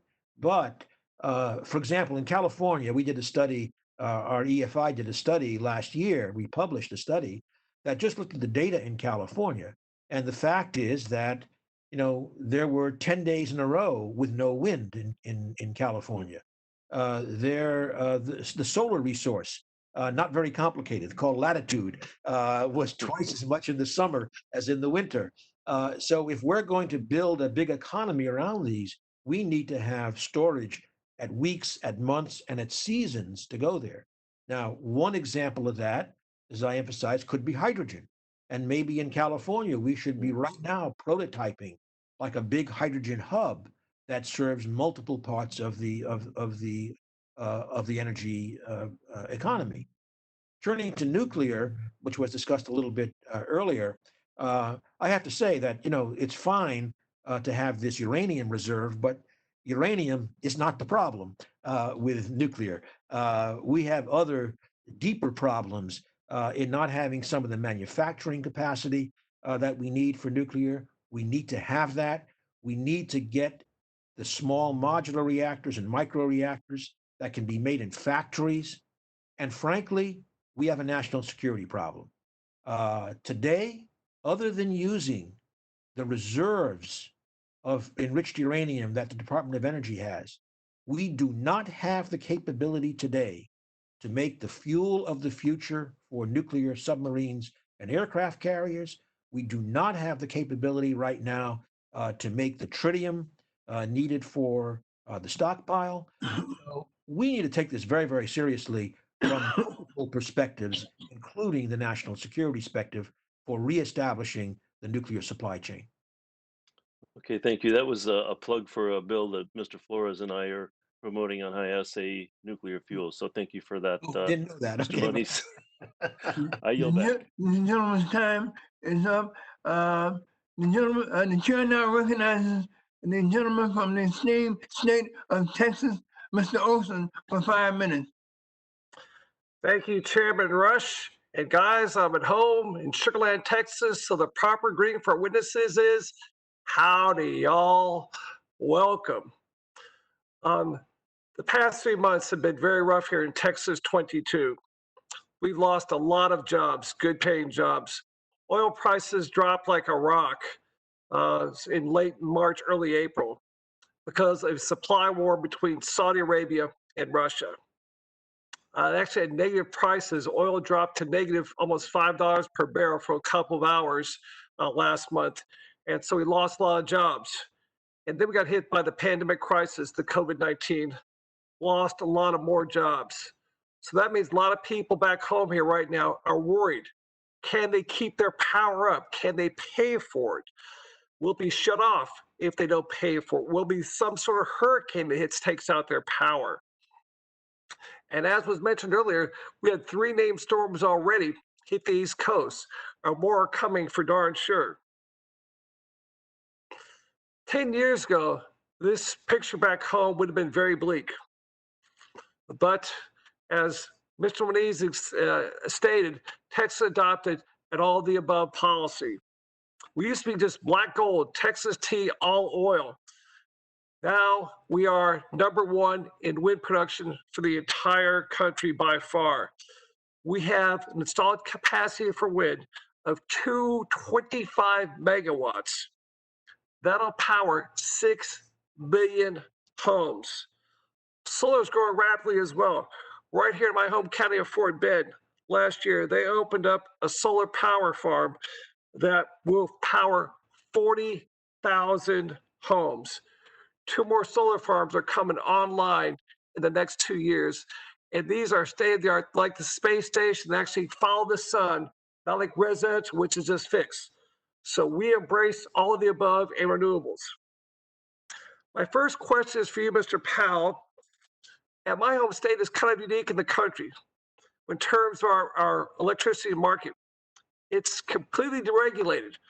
We have no capacity market whatsoever. We have the power providers separate from the power distributors. It's worked very well. There's been some rumors about a moratorium coming from DC that interferes with our rights to disconnect people, whatever. And this has always been a state role in the past. I'm concerned about DC overreaching, one size fits all, because as I mentioned, we don't fit all here in Texas. So, Mr. Powell, are you can share those concerns about DC having one size fits all to recover from this COVID crisis and the impact on our energy sector? Well, first, let me say thank you very much, Representative Olson, for your leadership on all of these clean energy technologies, your long championing carbon capture technologies, your support for energy storage. I do think that this is a really significant issue.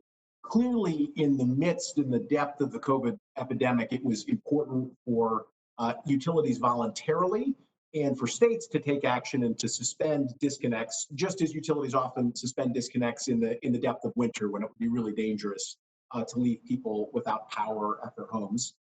That said, energy is not free. And if we want large companies to make the really difficult investments to transition over to clean energy over time, we need to make sure that they're thriving and robust companies with strong balance sheets in order to do that. And so think about the appropriate role for federal and state responses to this, especially given how distinct the COVID crisis's impacts on public health and on the economy are across states.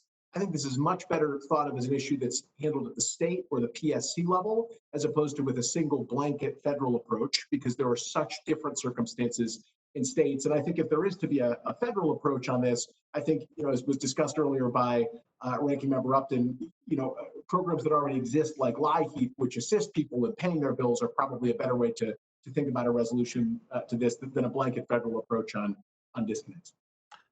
Final question for Secretary Moniz. First of all, Chairman, I have a letter from a group called PISA, the Petroleum Suppliers of America, based in Michigan.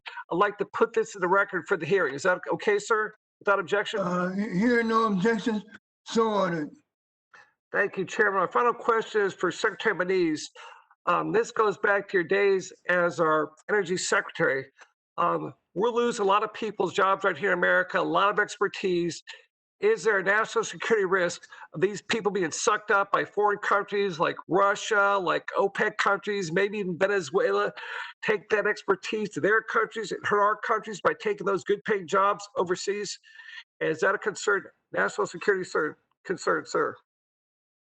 Well, as I said earlier, I think that really the solution is much more to build up, for example, CCS, which you know very, very well in Texas, because that's where the same skill sets are required, and I think we can create very, very good jobs that would be attractive and keep those workers and communities whole. I think in terms of the international ramifications.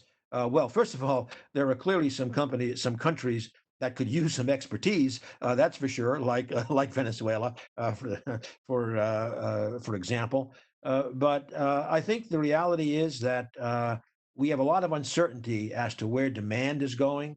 Clearly, in oil, we don't know the recovery from COVID. We don't know how the secular change, if you like, in the energy industry is going to affect demand. And so I think that the better way to approach this is to be thinking about our national security is served by building up these new domestic industries where we can keep those workers and put them to work doing something very, very important, literally building a new industry. In fact, you know this, but maybe it's worth saying that, once we start getting into carbon capture and sequestration at, say, the billion ton per year scale, we are talking about building an industry as big as the oil industry today. So I think that's really our path forward. All right. I'm out of time. I yield back. Thank y'all. The gentleman yields back. The chair now recognizes the chairman of the Environmental Subcommittee, the gentleman from the great state of New York, Mr. Taco, for 5 minutes. Thank you, Mr. Chairman. Can you hear me? Hear you quite well. Okay, thank you. First, we should recognize utility workers, grid operators, and other essential employees that have been keeping our energy systems going during the pandemic. And second, I want to associate myself with previous comments about clean energy projects, grid investments, and building retrofits that have been significantly disrupted as a direct result of the COVID pandemic. I see a clear need for immediate relief for these sectors, as well as inclusion in long-term economic recovery efforts through tax policy and other mechanisms. Mr. Powell, I agree with your testimony that we need to think about the policies that will enable us to grow a clean energy economy. And it is worth noting that before the pandemic, we were beginning to think of wind, solar, and energy efficiency as engines for job creation, but obviously that wasn't always the case. So, Mr. Whetstone, can you help us understand the growth in the solar and wind industries over the past decade since our last big economic downturn? Absolutely. Let me see if I'm, can you hear me? I guess I'm. Yes, we can. Yeah, the wind and solar have both seen dramatic improvements in cost effectiveness, so they've gotten less expensive. We've seen dramatic improvements in demand as residential consumers and businesses seek wind and solar energy, and the result has been a tremendous economic boom. As we heard from Congressman Olson about wind in Texas, it's happening, wind and solar really across the country. Last year, $55 billion, actually more than that, in investment in wind and solar in this country.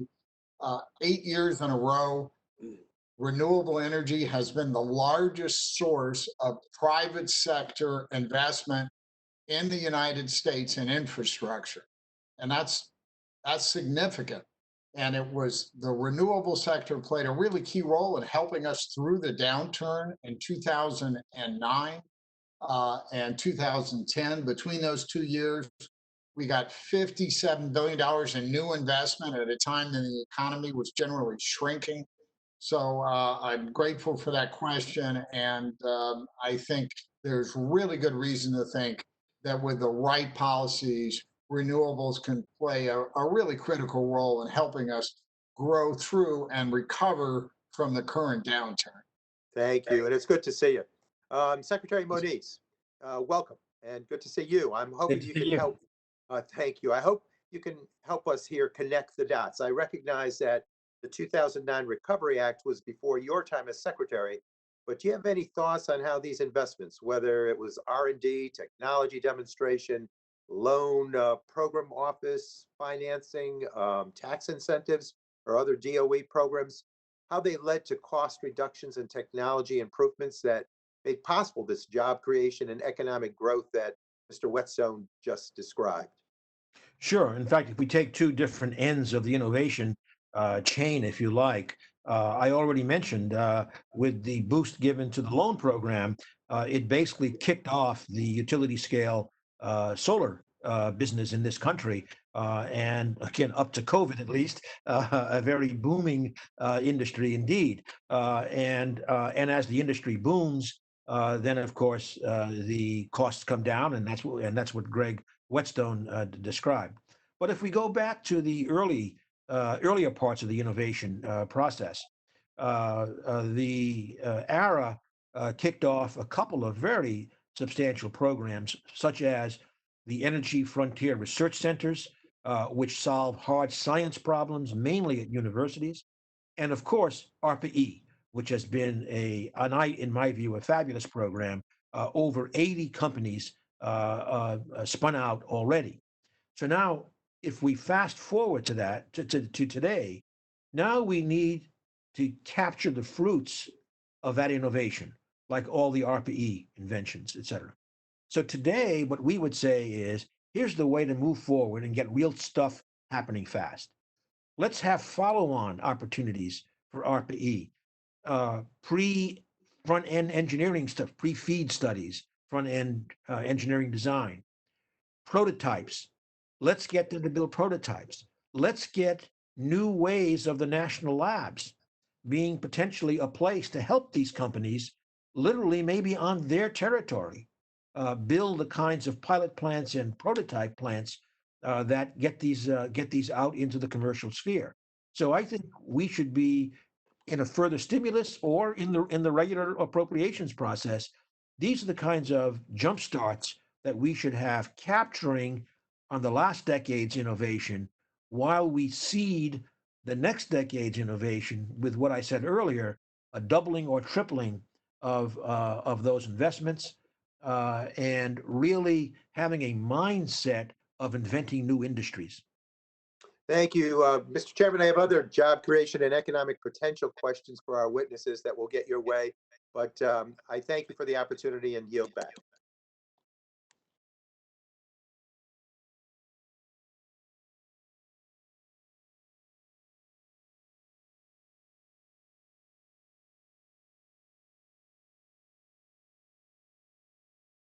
The gentleman yields back.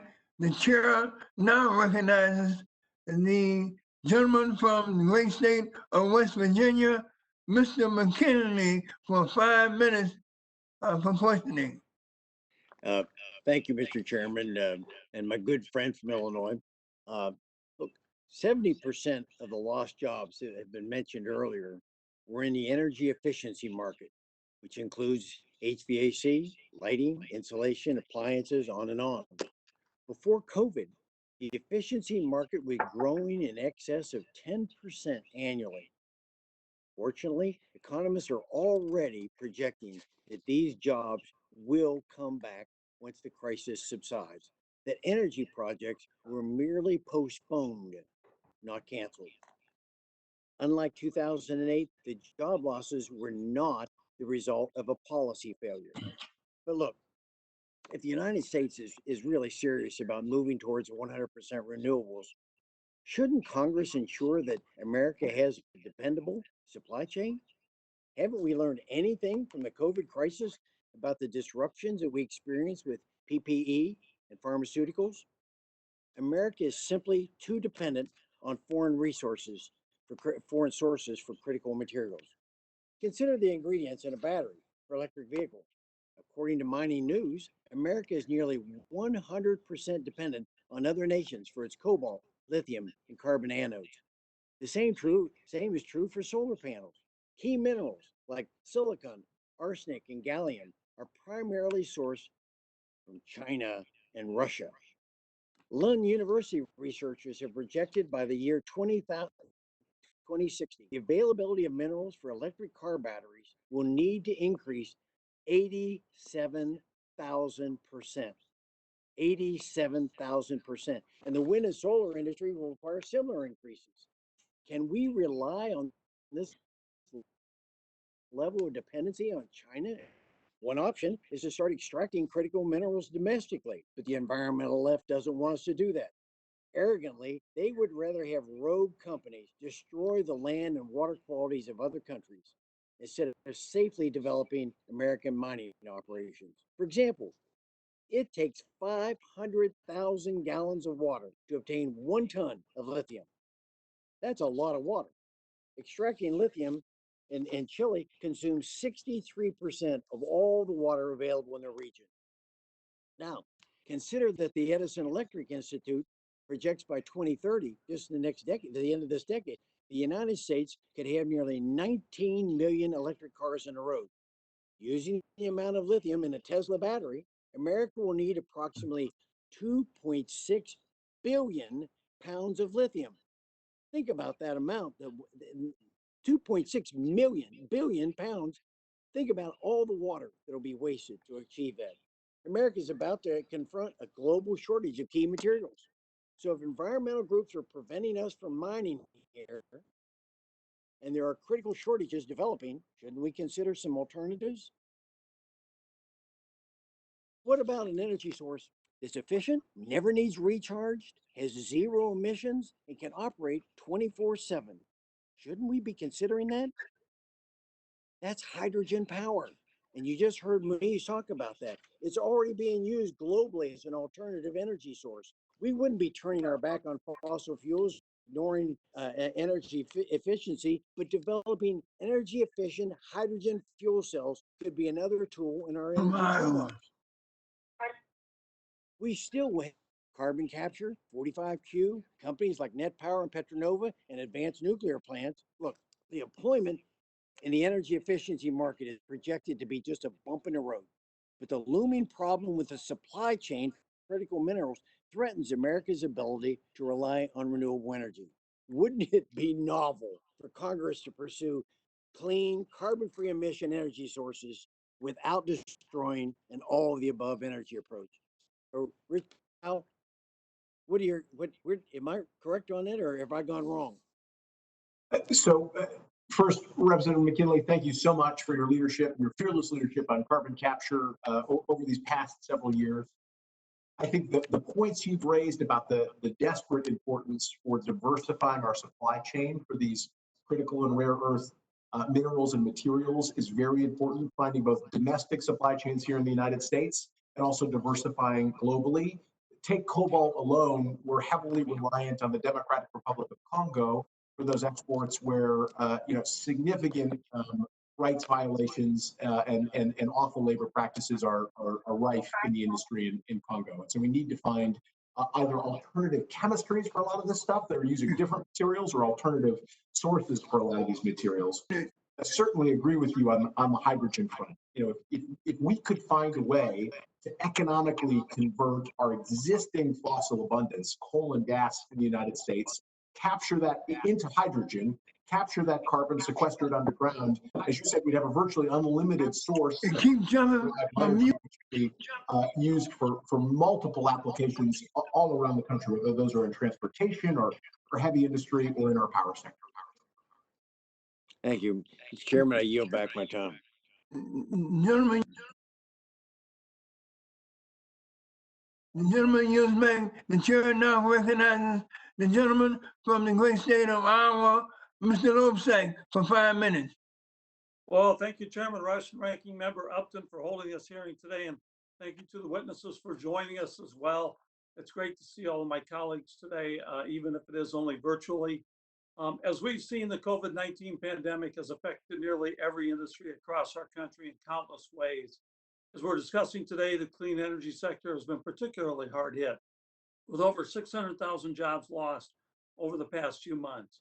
In my home state of Iowa, the clean energy industry supports over 31,000 jobs, many of which are created by small businesses and provide economic opportunity for folks living in our rural communities.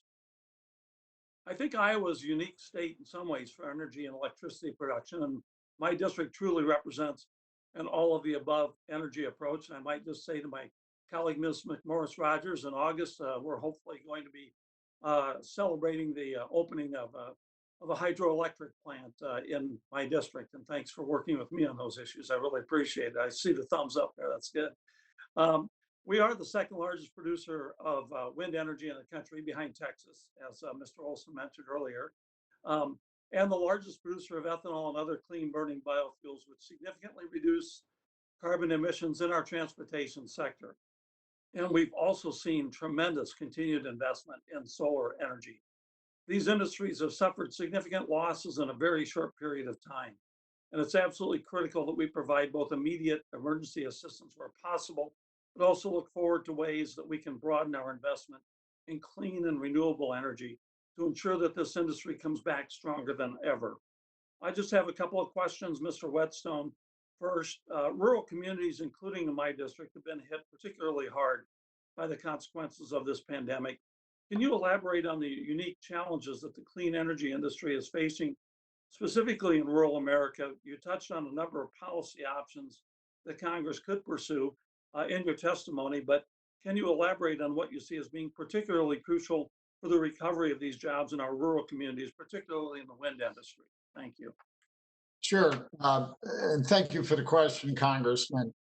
The wind sector is subject to the same shelter in place requirements and supply chain disruptions, the difficulty securing permitting, inspections, and constraints in tax equity financing that make it hard to continue to move these major projects forward. The same thing is really mirrored on the solar side, but wind is seeing that in particular. The new Treasury guidance, we credit Secretary Mnuchin. It's helpful, an additional year to complete projects that were built in 2016 and 17. But what we're facing now in the wind sector is the difficulty in monetizing credits, particularly looking forward. And you need that for the financing to let these projects go forward. And that's the reason that we are asking that the credits be made refundable on a temporary basis. I would also add that Congress, for the wind sector, created an additional year of a 60% value production tax credit for this year. And we're not really seeing the ability to take advantage of that policy that Congress provided to allow for continued growth in this COVID economy. So extending that would be immensely helpful. Thank you. I do have to say, I was on Interstate 80 east of Des Moines just recently, and we do have a couple of new wind energy relatively new wind energy projects there. First time east of Des Moines on Interstate 80. We have another one even further east now under construction, so that's some good news. I don't have much time left, but Secretary Moniz, Gentleman's time is. I think I have about 50 seconds, don't I? Okay, yes, you knew. I'm sorry. Yeah, you knew. Secretary Moniz, the biggest concern that a lot of us have going forward is to make sure that we have a clean energy industry, but also one that provides energy at decent prices for folks. How can we reconcile some of those concerns? Well, first of all, I'd like to say in terms of the rural issues and more generally, I'd like to just go back and repeat that I think there's a big opportunity for public buildings and schools and efficiency and modernization upgrades in addition to the wind and solar issues. In Iowa, certainly, as you mentioned, wind, actually, you could have taken credit as having more wind than Texas, normalized to the size of the state and the energy. It's been awesome today. Right. And just to note that, because I think it should be stated that building wind in Iowa has been such a fantastic way to also attract business in terms of corporate sourcing of wind and solar. So I think that is really terrific. In terms of the cost, clearly the costs, as Greg has said, have come way down, except that we need to talk about the storage implications, which obviously add several cents per kilowatt hour to the costs. But my real issue, and everything we've already said in terms of sourcing the elements for the batteries, et cetera, but I think maybe in Iowa, a real focus on looking at the storage technologies that are specifically aimed at large stationary use, which could be alternative chemistries, not subject to the vagaries of these supply chain constraints on rare metals and minerals. I think could be very important. Thank you so much. You mentioned a dam, and of course the extent to which you can use hydro for storage on longer timescales, like a day, would also be another way of integrating the resources in a very economical way. Thank you so much. And thank you, Mr. Chair, and I yield back. Gentleman yields back. The chair now recognizes the gentleman from the greatest state of all, the great state of Illinois, Mr. Kissinger, for 5 minutes. Thank you, Mr. Chairman. You're right. It's the greatest state, and you also are like my only chairman that actually pronounces my last name correctly. So thank you very much, and I appreciate that. Obviously, we've seen in real disbelief, a virus that we didn't know existed 8 months ago, wipe out many, many years of jobs gains, 110,000 American deaths and counting. But some jobs are coming back online, but the extent of the damage broadly into the energy sector still remains unclear. But if there's a lesson that we've learned, it's also we've seen the resiliency and reliability in terms of baseload and peak power generation. Some have discussed the unusual stresses on the system and the increased workplace safety and health protocols. But in spite of those challenges, we've seen results. Mr. Powell mentioned some of the successes in nuclear. Spring outages went on as scheduled, each involving as much as 1,000 or 2,000 added personnel. Today, 29 of 30 reactors are online and running with no blackouts or major disruptions reported. Mr. Powell, in your testimony, you touched on the need for regulatory reform as part of any approach to break our way through the effects of the pandemic. The pandemic's forced regulatory agencies to think of better, less burdensome ways to interact with and regulate industry.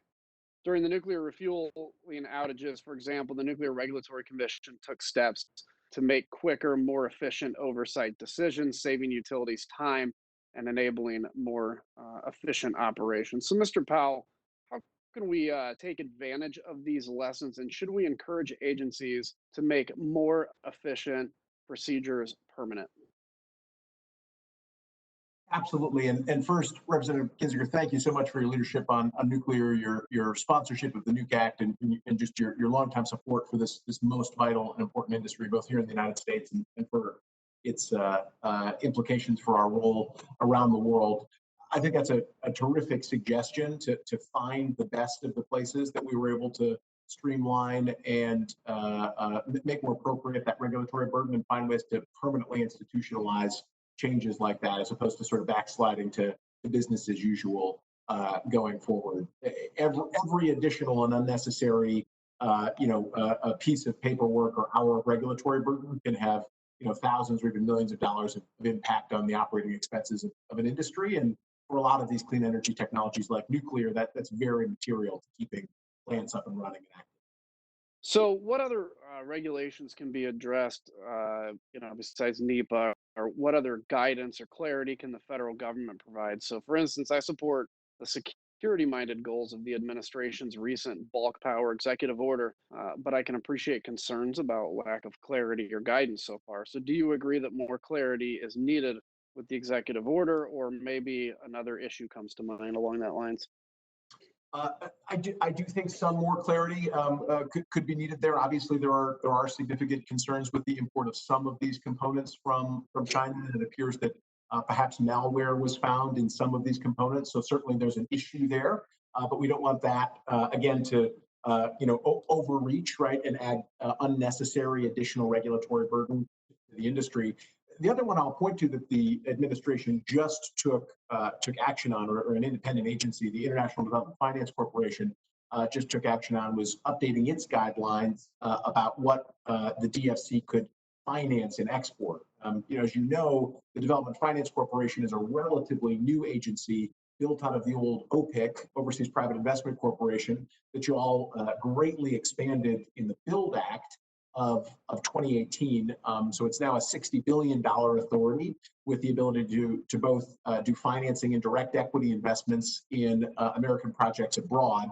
And it was specifically expanded with the goal of pushing back on the Chinese Belt and Road Initiative, especially in rapidly developing and strategically significant countries. Unfortunately, when it became the Development Finance Corporation, it inherited some of the old OPIC restrictions, including on financing nuclear projects, even though it had a much larger mandate and more resources to work with. And so I think it was very appropriate and timely that the administration just took this step of updating that guidance, or proposing to update that guidance. We're in a comment period right now, but allowing our exporters, particularly who have small modular reactors or micro reactors or even full-size reactors, to now use OPIC financing, potentially, if the deals can come together, to export them around the world. I think that's a great step. Thank you. And we need a renaissance here with existing nuclear plants too. It's a national security issue. If It's a climate security issue, and the Russians and the Chinese have figured that out. So, Mr. Chairman, thank you, and I'll yield back. The gentleman yields back. The chair now recognizes the gentleman from the great state of North Carolina, Mr. Butterfield, for 5 minutes.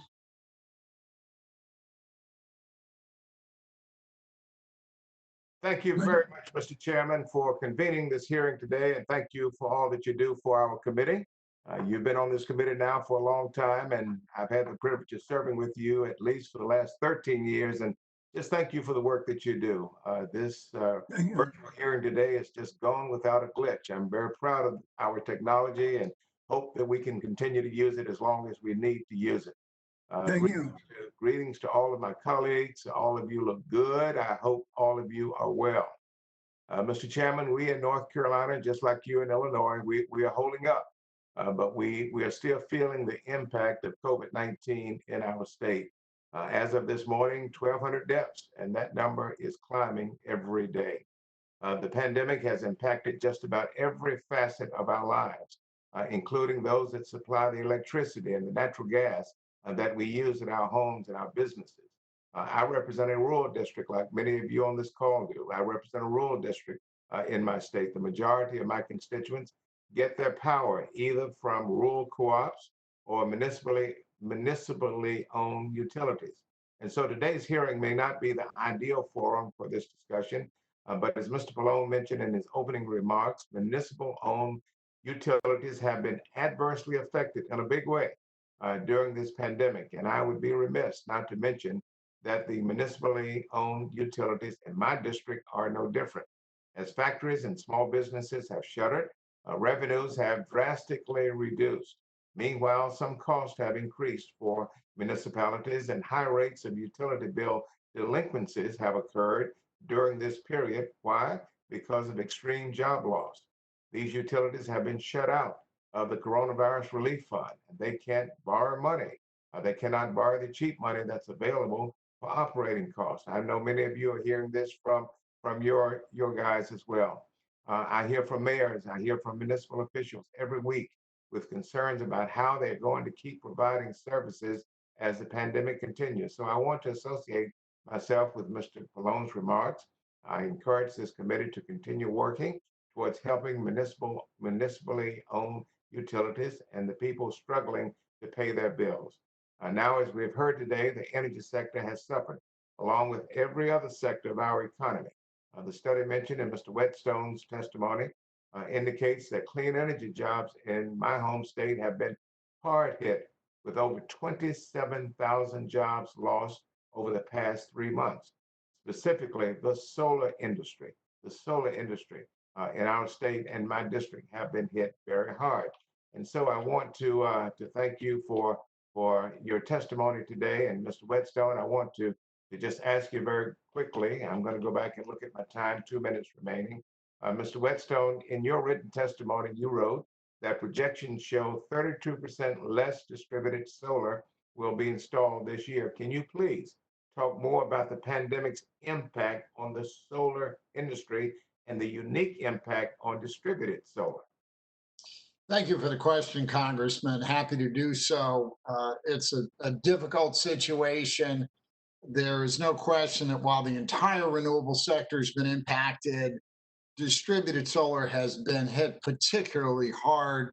Shelter-in-place orders, work stoppages have made it very difficult to continue existing work, to secure new work, residential solar, going to people's houses, to put new solar on the rooftop is harder to do. Folks are less receptive, and it may not be allowed under shelter-in-place requirements. We've seen a lot of planned installations that have simply halted. This is really the critical reason we're asking for a delay in the phase down of the renewable credits. 2020 has really become effectively a wash for many providers of distributed solar because of COVID-19. So to benefit from the 26% credit year Congress intended, we are seeking that extra time in order to allow solar to continue to grow. the balance of this year and through next as well. We are seeing the potential, I do want to mention as well, for wind to come back to pick up as well with an extension. And I just want to mention energy storage, which has such tremendous potential for growth. If we can get a credit there as well to really match the growth trajectories we've seen at wind and solar. Happy to work with your office and this committee.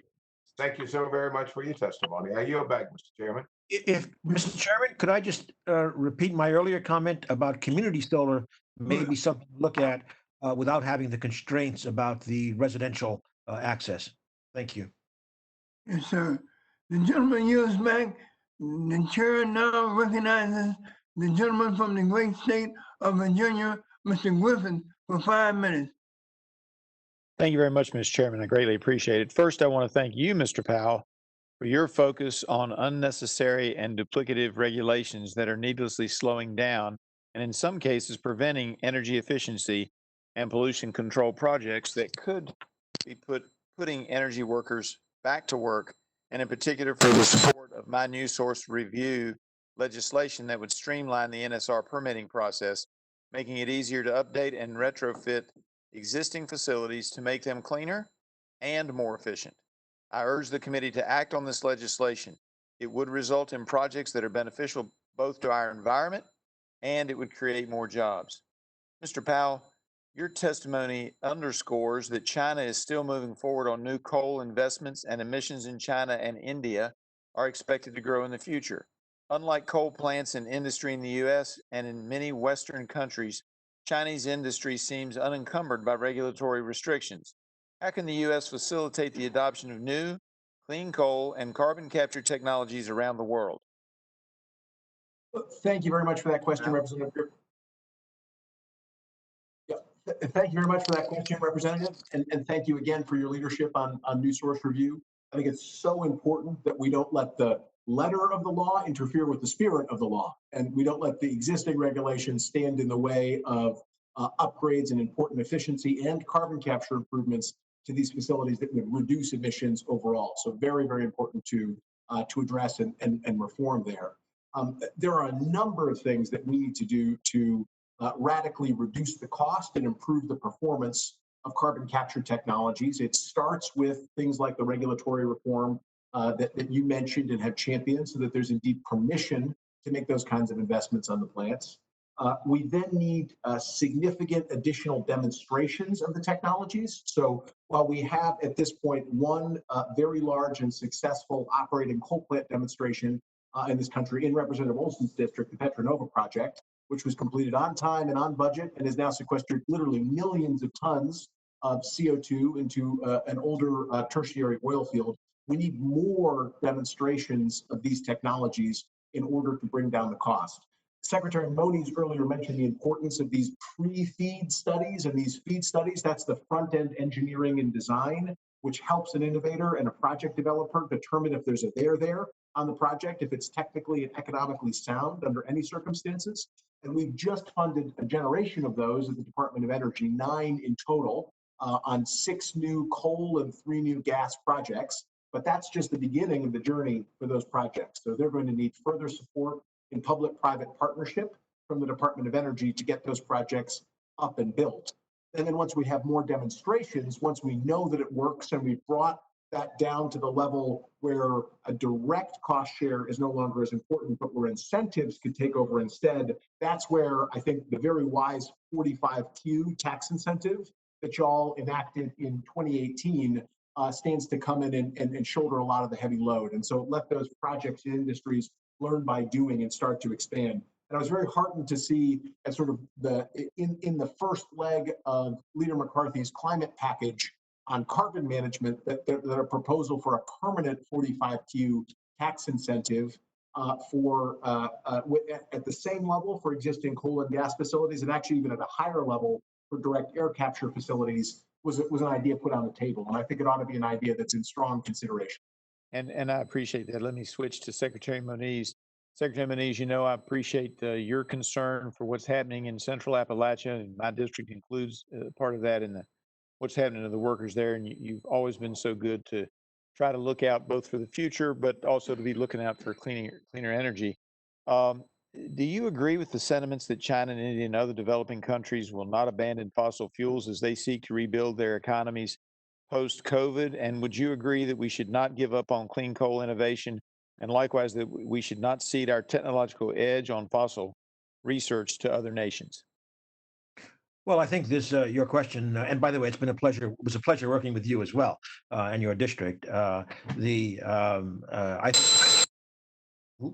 think you've already raised the key issue, which is that we need to get CCS, and I think Rich Powell really said it, and I said it earlier in a different way. We need to build this as an industry, not just as a set of projects, but we need to have the mindset that this is a new industry with a major new infrastructure. Once we do that, we will set the stage for the global introduction of CCS, because that's what we need. And Mr. Secretary, if I might, I'm just going to point this out. It's a new technology. MOVA Technologies panel-fed filtration system technology is going to the next step. It's gotten through the first phase, and I think that's got some real potential too. I just point that out to you. My time is up, so I'm going to have to yield back. But I don't know that appreciate it. technology, but we can look at it. Yeah. Yes, sir. I know you will. Thank you so much. The gentleman's time is up. The chair now recognizes the gentleman from the great state of Vermont, Mr. Welch, for 5 minutes. Thank you very much, Mr. Chairman. And I want to thank all the panelists for really excellent presentation. And it's wonderful to be with my colleagues, especially on this issue, because while each of us comes from an area like Mr. Griffin and my good friend, Mr. McKinley, too, where it's cold, others of us come from other parts where we've got in Vermont a lot of solar and a lot of energy efficiency. And the fact is that if we kind of adopt the approach that I think Secretary Moniz has, of all of the above, what's practical, what works here, what's going to give us energy and independence, be efficient, and be affordable and sustainable, there's a lot of room for us to make progress together. Secretary Moniz, I want to just ask a couple of questions about energy efficiency. You noted in the outset that we lost a lot of energy efficiency and solar jobs. Vermont, in fact, per capita, lost the most. We want to get them back.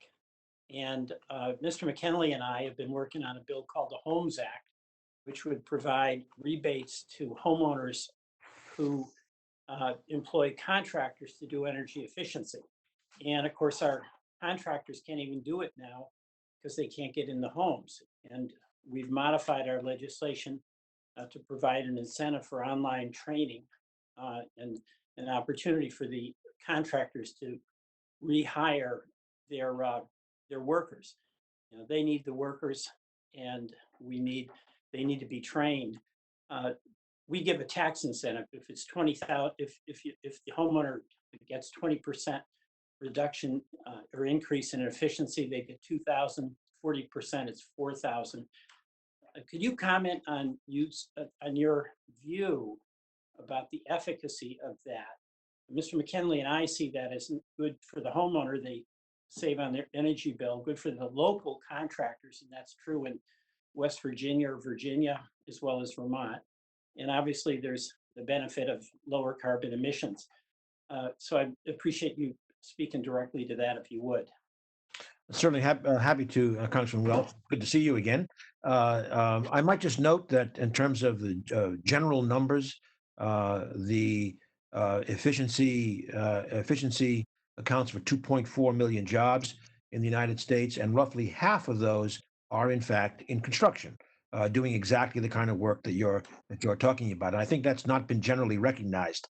And Vermont has in the table, in one of the slides we showed, Vermont, in fact, has the largest number of efficiency workers normalized to its workforce size in the country. So, unfortunately, the other side of that coin is that temporarily, at least, you've been hit hard.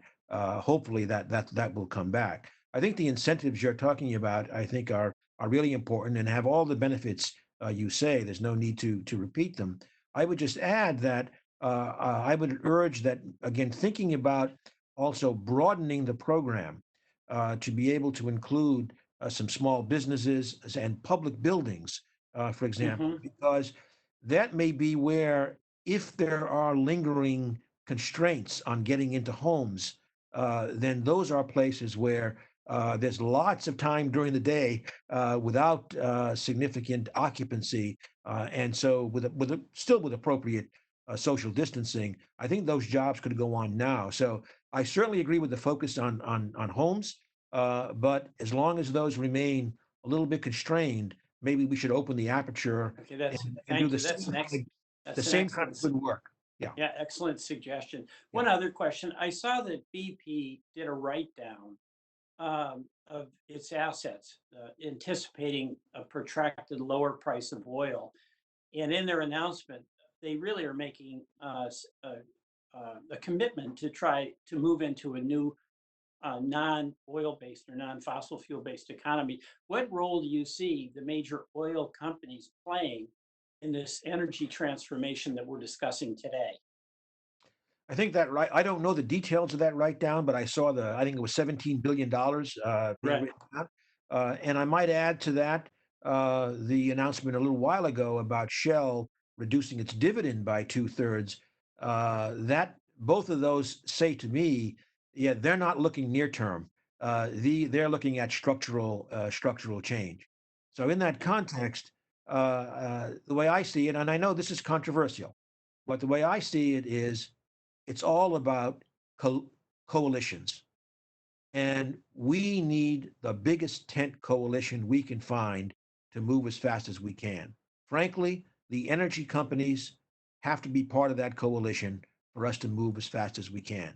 So Shell and BP, having mentioned those earlier, as well as American companies, Exxon, Chevron, ConocoPhillips, Occidental, they were all part of a Vatican convocation that I was part of last year. And they were all signatories to a carbon pricing statement, carbon emissions pricing statement, and to a corporate transparency in carbon reporting statement. So I think the issue is, now we have to get beyond crawling the talk to at least walking the talk and eventually running the talk, so that they can be part of the solution. And I think that Thank you. I yield. that's what we Thank you, need. Secretary. I yield back. Thank you. Gentleman yields back. The chair now recognizes the gentleman from the great state of Ohio, Mr. Johnson, for 5 minutes. Well, thank you, Chairman Rush and Ranking Member Upton, for holding this important hearing today. And thanks to our witnesses for being with us as well. Mr. Chairman, I've asked for a June 16th, 2020 letter from the American Exploration and Production Council to the chairman and Republican leaders to be entered into the record. Hearing no objections, so ordered. Thank you, Mr. Chairman. You know, the American Exploration and Production Council represents independent oil and gas producers around the country, including here in eastern and southeastern Ohio. According to their findings, 65% of on-land oil drilling rigs have been idled in the U.S. as a result of this unprecedented drop in demand due to the COVID shutdown, and it was made even worse by the Saudi-Russian-induced price war. In energy-rich parts of our country, like my district, the shale revolution has provided an economic lifeline to communities. But according to data from the American Petroleum Institute, Ohio has seen the largest year-to-date drop in natural gas production in over 6 years. However, I'm proud that through this crisis, Congress remained responsive. In fact, many of us on this subcommittee worked together in a bipartisan way to soften the economic blow. We urge the administration to utilize the Strategic Petroleum Reserve, keep PPP and Main Street lending open for oil and gas producers. And we push the Trump administration to get the Russians and Saudis to knock it off. Fortunately, we're seeing signs of a rebound. We can't look backwards now, though, and this is certainly not the time to exploit a crisis to advance extreme Green New Deal type policies. Our competitors and our adversaries are watching.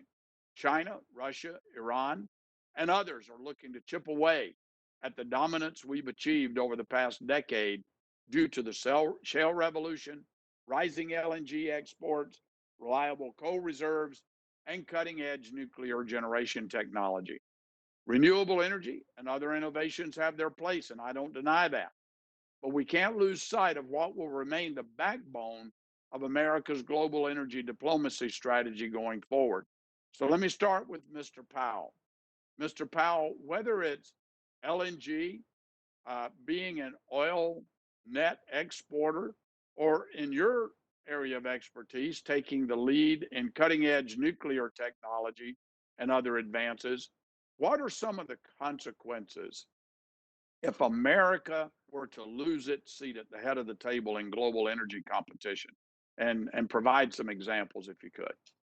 Well, thanks very much for that question, Representative Johnson. Very good to see you again. It's a vital issue. You know, I think when we saw in the midst of this crisis for the global hydrocarbon industry, for global oil and gas, the ability now for the United States to go and become a real broker in the global resolution, as opposed to a supplicant to countries like Saudi Arabia and Russia, a position that we were in before we became again a net exporter of these commodities, is just a completely different position for our country and implies a completely different security and geopolitical posture around the world. And imagine this had been a crisis on the other side, extremely high oil and gas prices, which would have an impact less on the oil and gas industry, but on consumers and the economy around the country. Having that seat at the table when the position is reversed, as it surely will, right? So we think about these oil and gas prices in the near term always as whatever it looks like, but remember, these things will swing back. Having that seat at the table is just so important. Having that seat at the table as well on nuclear energy is extremely important. We should remember that the world will build more nuclear energy. So it's simply a choice about whether they'll build American reactors with all of our safeguards and with all of the security and long-term economic association and diplomacy benefits that brings, literally centuries-long relationships with those countries, or whether well, let's dig in. Yeah, let's dig into that a little bit. You know, one of our chief competitors, China, you just mentioned, continues to invest in developing advanced technologies, including nuclear and energy, other energy-related areas. So, what can the Department of Energy and Congress do better to partner with American innovators and energy producers to get burdensome regulations out of the way and work to maintain America's global leadership in this space?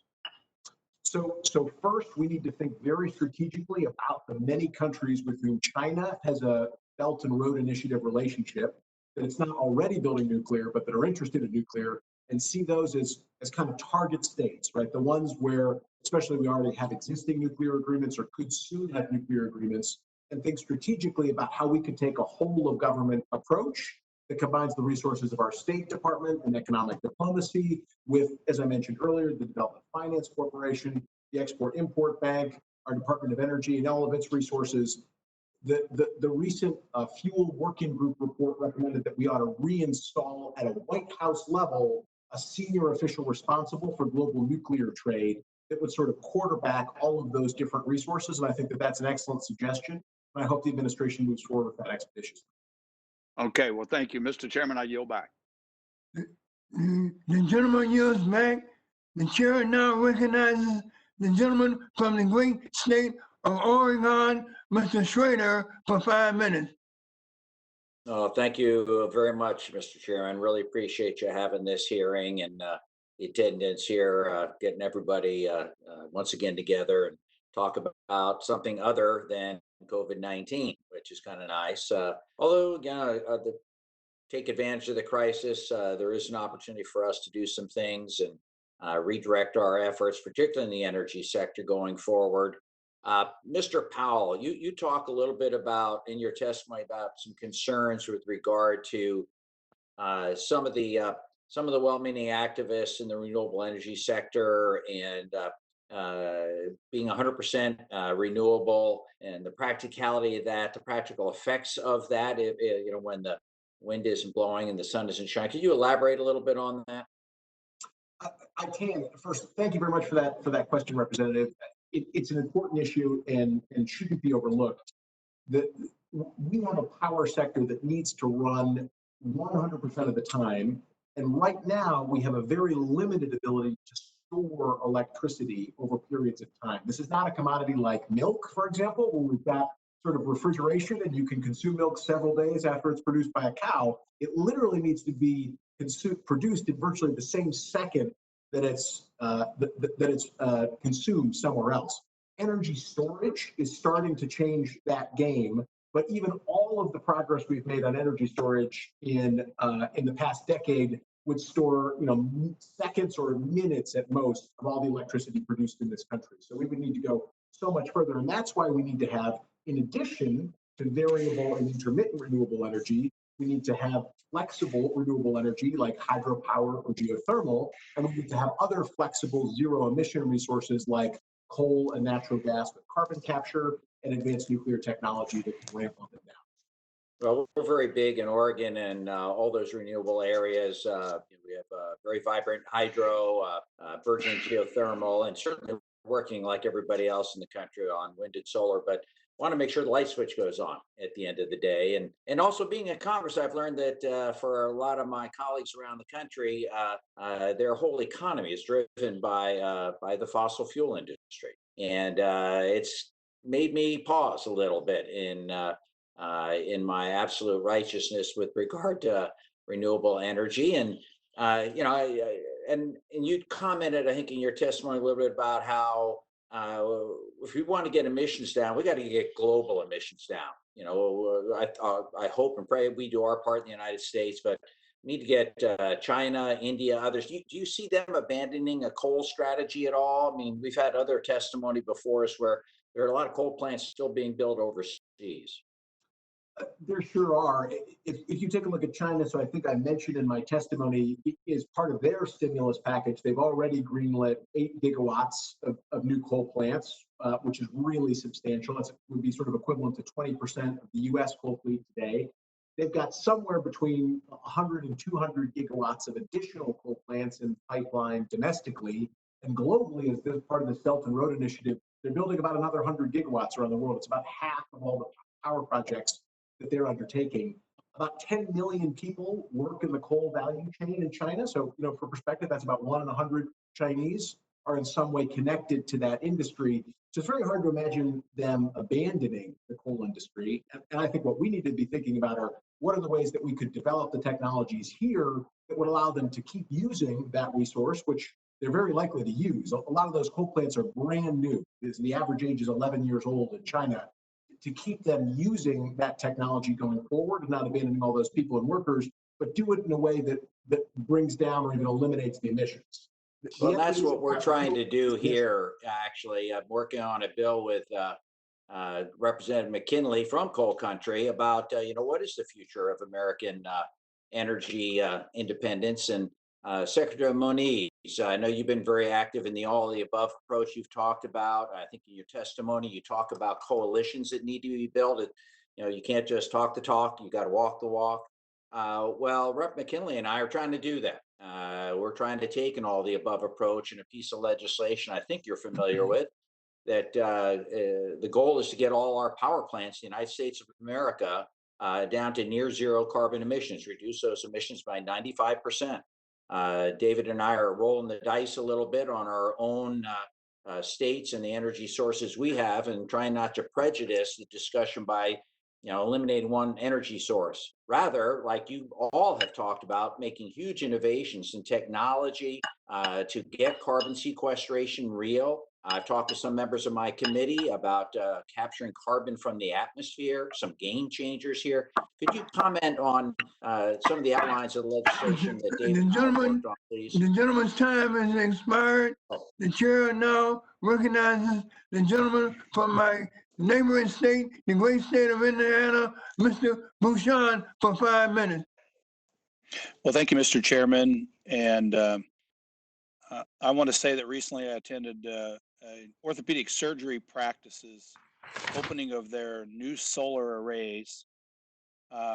and they are now energy net neutral. So it's good to see healthcare providers lead the way on clean energy generation. Mr. Powell, I want to pick up on the innovation theme raised by you and others today as it applies to the resiliency of our energy systems. This committee has stressed the importance of having a reliable and resilient grid, and perhaps nothing has showcased that importance more than the COVID-19 pandemic. While every industry wrestles with the unique challenges of working remotely, our energy workers have continued to keep the lights on and the TV streaming services shows running with no major disruptions.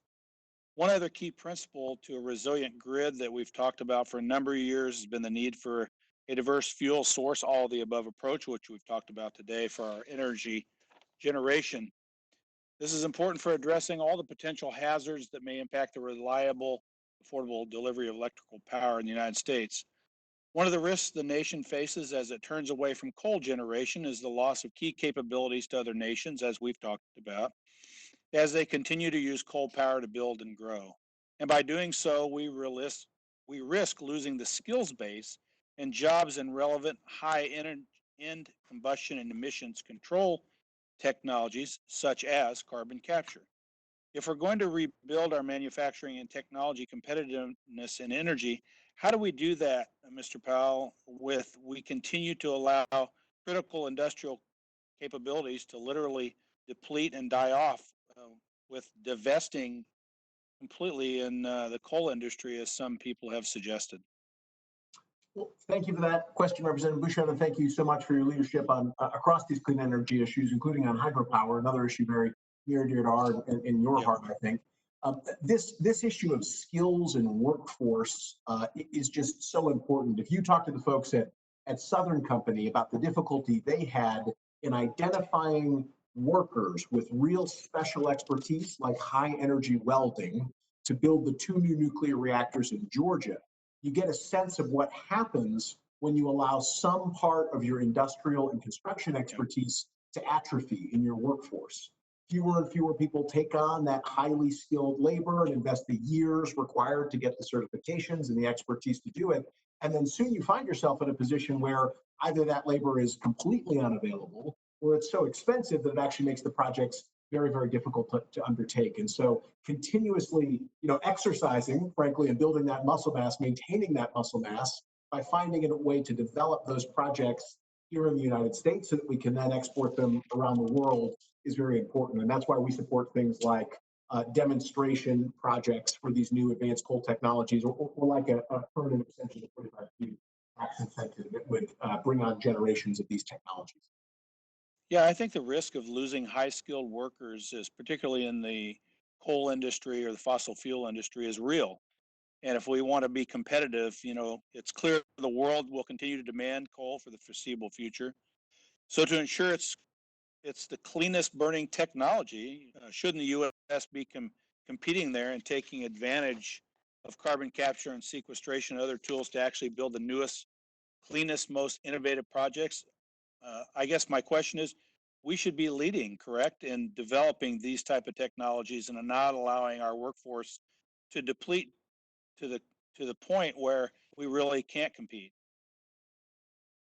Of course, we think that while it's very important for the United States to reduce its own emissions, the climate math is daunting, right? And globally, we need to bring down those global emissions. Really, the highest and best use of the U.S. power grid is almost as a test bed for all of these different resources, so that we can be innovating the technology, so we can be maintaining the workforces and the experts who can then go and fly around and provide technical assistance around the world in making these retrofits and developing their own clean energy grids and retrofitting their own existing grids. Well, thank you very much. Mr. Chairman, I will yield back. Chair, thanks the gentleman. The chair now recognizes the gentlelady from New Hampshire, Ms. Custer, for 5 minutes. Unmute your mic.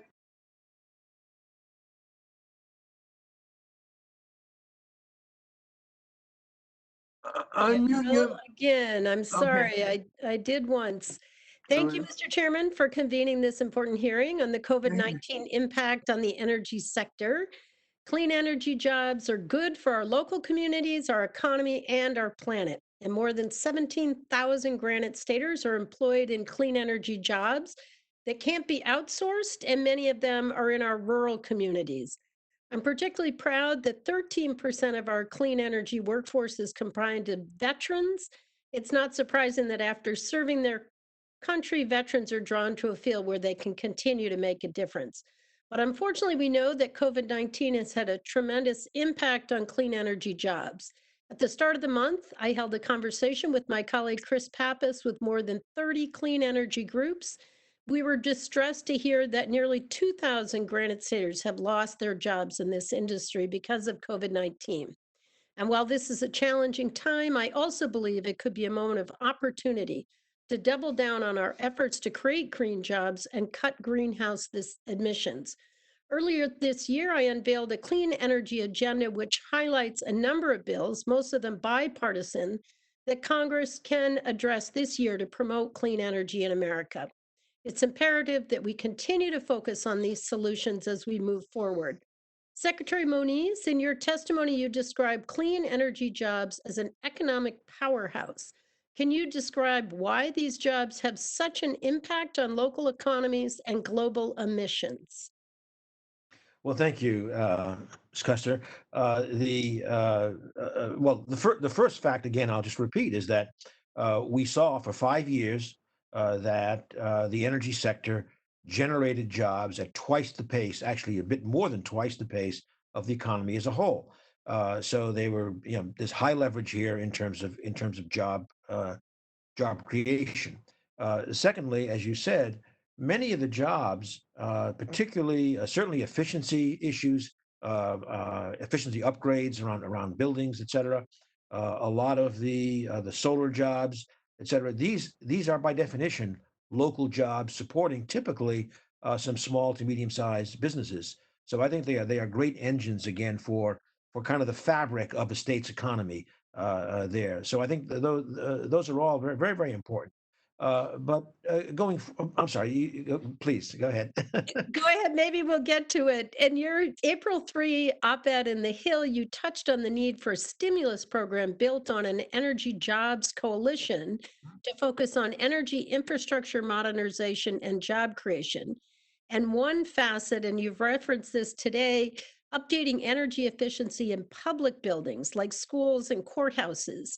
How would this type of stimulus help, and how would it make a difference as we recover from COVID-19? Well, again, the work itself would help help the environment with less energy use, help the economy, help the bills. Who's paying those bills? In that case, the public paying those bills, and generate jobs. Now, the advantage of the public buildings, as I emphasized, is also that they do tend to have large times of the day without heavy occupancy, so that even if we remain constrained with COVID, as we are in many of the residential situations, that we still have the opportunity to move out strongly with these jobs. So this is a big opportunity, and we are going to need, as we emphasized, we're going to need a lot of new jobs. Earlier, there was some discussion that, well, all the energy jobs will come back. Well, I wish that were the case. I'm not convinced that it's going to be the case in energy any more than it is throughout the economy, because frankly, a lot of the smaller enterprises just going to have a hard time coming out the other side. So we got to get those jobs back as best we can, but we need to create millions of new jobs, and that's where in that op-ed we emphasized, boy, you got great leverage in the energy sector to do that. Well, thank you. And I will submit for the record a question about the impact on marginalized communities, but my time is coming to an end. Thank you. And thank you, Mr. Chairman, for holding this important hearing. The chair thanks the gentlelady. The gentlelady yields back. The chair now recognizes the gentleman from the great state of Texas, Mr. Flores, for 5 minutes. Thank you, Mr. Chairman. I want to thank the witnesses for appearing today. Clearly, COVID-19 has severely impacted all of the energy sector, but in particular, the oil and gas industry. The impact has been variously described as historic and resulting in all-time lows. In March and April, for instance, drilling fell a record 52%.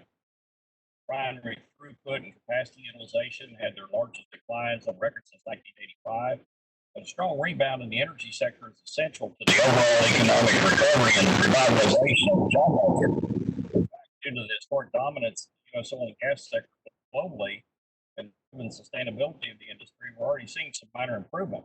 Credit to the industry's strength. But as much as we need the oil and gas markets to rebound quickly and drive overall economic activity, we must not reduce efforts to create sustainable and long-term growth in other sectors. Specifically, we must aggressively support innovation and private sector partnerships to regain U.S. dominance in the nuclear energy industry, the only green baseload energy source in this country.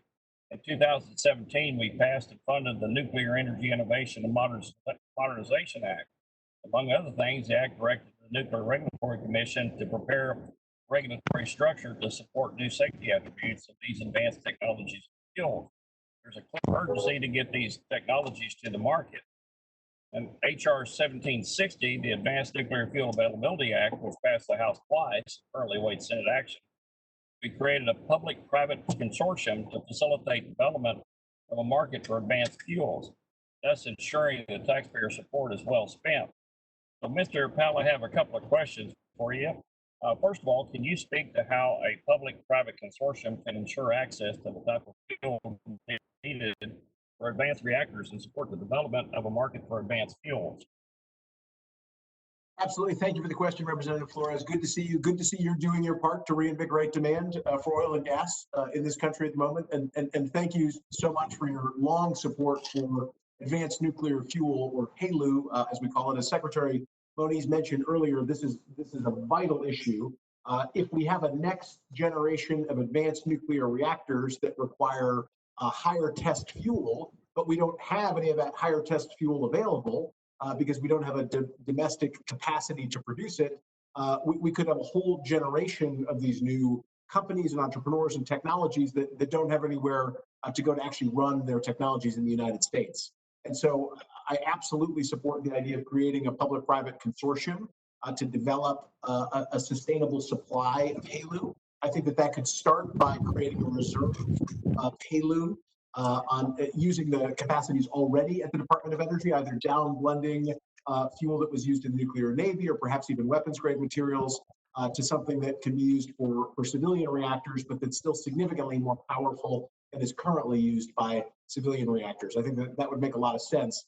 Without that sort of pump priming for the market, it's difficult to see how this will emerge. There's a kind of a chicken and the egg problem of no companies wanting to invest in very large resources required to create that enrichment capacity. And then without that enrichment capacity and that fuel available, the companies might not come along that actually want to have reactors to use it. And so government working with the private sector, taking the first step in setting up that market seems appropriate and important in this case. Well, thanks, Ms. Bell. I have two questions in the minute 20 seconds I have left.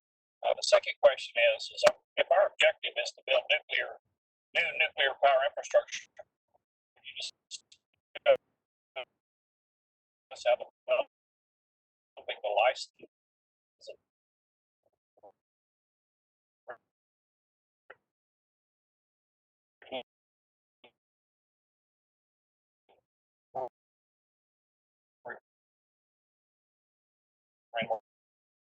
Mr. Flores, you're breaking up. Now, rather than later for these advanced technologies, the fuel infrastructure and the transportation of fuels can help. Mr. Flores, you're broken up. He's going to yield back the balance of his time. And now the chair now recognizes the gentleman from the great state of Massachusetts, Mr. Kennedy, for 5 minutes. Mr. Chairman, thank you. And thank you very much for the... in light of the limited time I have and the poor cellular signal I have, I will submit questions for the Mr. Flores, you yield back. I'll give you 30 seconds at the end of the hearing if you so desire. The chair now recognizes Mr. Kennedy for 5 minutes. Thank you, Mr. Chairman. I want to give a special welcome to my friend and my former neighbor, Secretary Moniz. Without question, COVID has upended nearly every facet of our lives. Last week, we had the opportunity to discuss the devastating impacts of this pandemic that it's had on our frontline communities and environmental justice communities. Particularly, how decades of policy choices have left certain communities, predominantly low income and minority, far more vulnerable to the effects of COVID. COVID didn't create the racial disparities that we see today. It shined a bright light and exposed the underlying inequities of our system that many have known to be true for a very long time. First off, I want to echo many of the comments from our chairman, Rush. He has spent years working on expanding diversity and opportunity for people of all backgrounds into the energy field, and I stand with him on that effort. The impact of COVID-19 on the clean energy industry is significant. According to E2, the clean energy job losses for the last 3 months amount to 620,000 jobs nationally. And in Massachusetts, that's nearly 20,000 jobs, more than a 17% decline. We must focus on policies that support clean energy industry and provide opportunity for all communities and workers of different backgrounds. President Trump had recently signed an executive order allowing agencies to invoke their emergency powers to expedite environmental reviews for infrastructure projects. Unsurprisingly, the president's focus is only on fossil fuel projects related to energy. I think we can all agree about robust environmental reviews are important, perhaps even more so on projects that impact pollution and carbon emission levels in the middle of a pandemic that attacks the respiratory system. Last week, the administration finally released the long-awaited environmental impact statement for the proposed Vineyard Wind project. The Vineyard Wind supplement highlights a recent report by the American Wind Energy Association that describes recent developments in the offshore wind industry and analyzes the potential future economic impacts of the industry. The report lists over $1.3 billion and announced domestic investments in wind energy manufacturing facilities, ports, and vessel construction in the Atlantic states. The report also analyzes two scenarios, a base scenario and a high scenario, for economic impacts associated with wind energy development through 2030. These scenarios estimate the jobs, the output, and the value added associated with product development, on-site labor impacts, turbine and supply chain impacts, and induced impacts. The offshore wind energy economic and environmental and employment impacts would be concentrated in Atlantic coastal states, but would also generate impacts in other parts of the United States as well.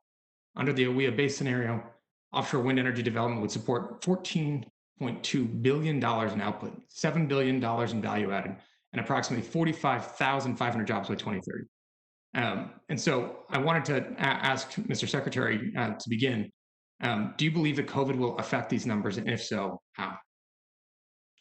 I actually believe that if we put our minds to it, that we can overcome COVID and build this new industry of offshore and the entire supply chain.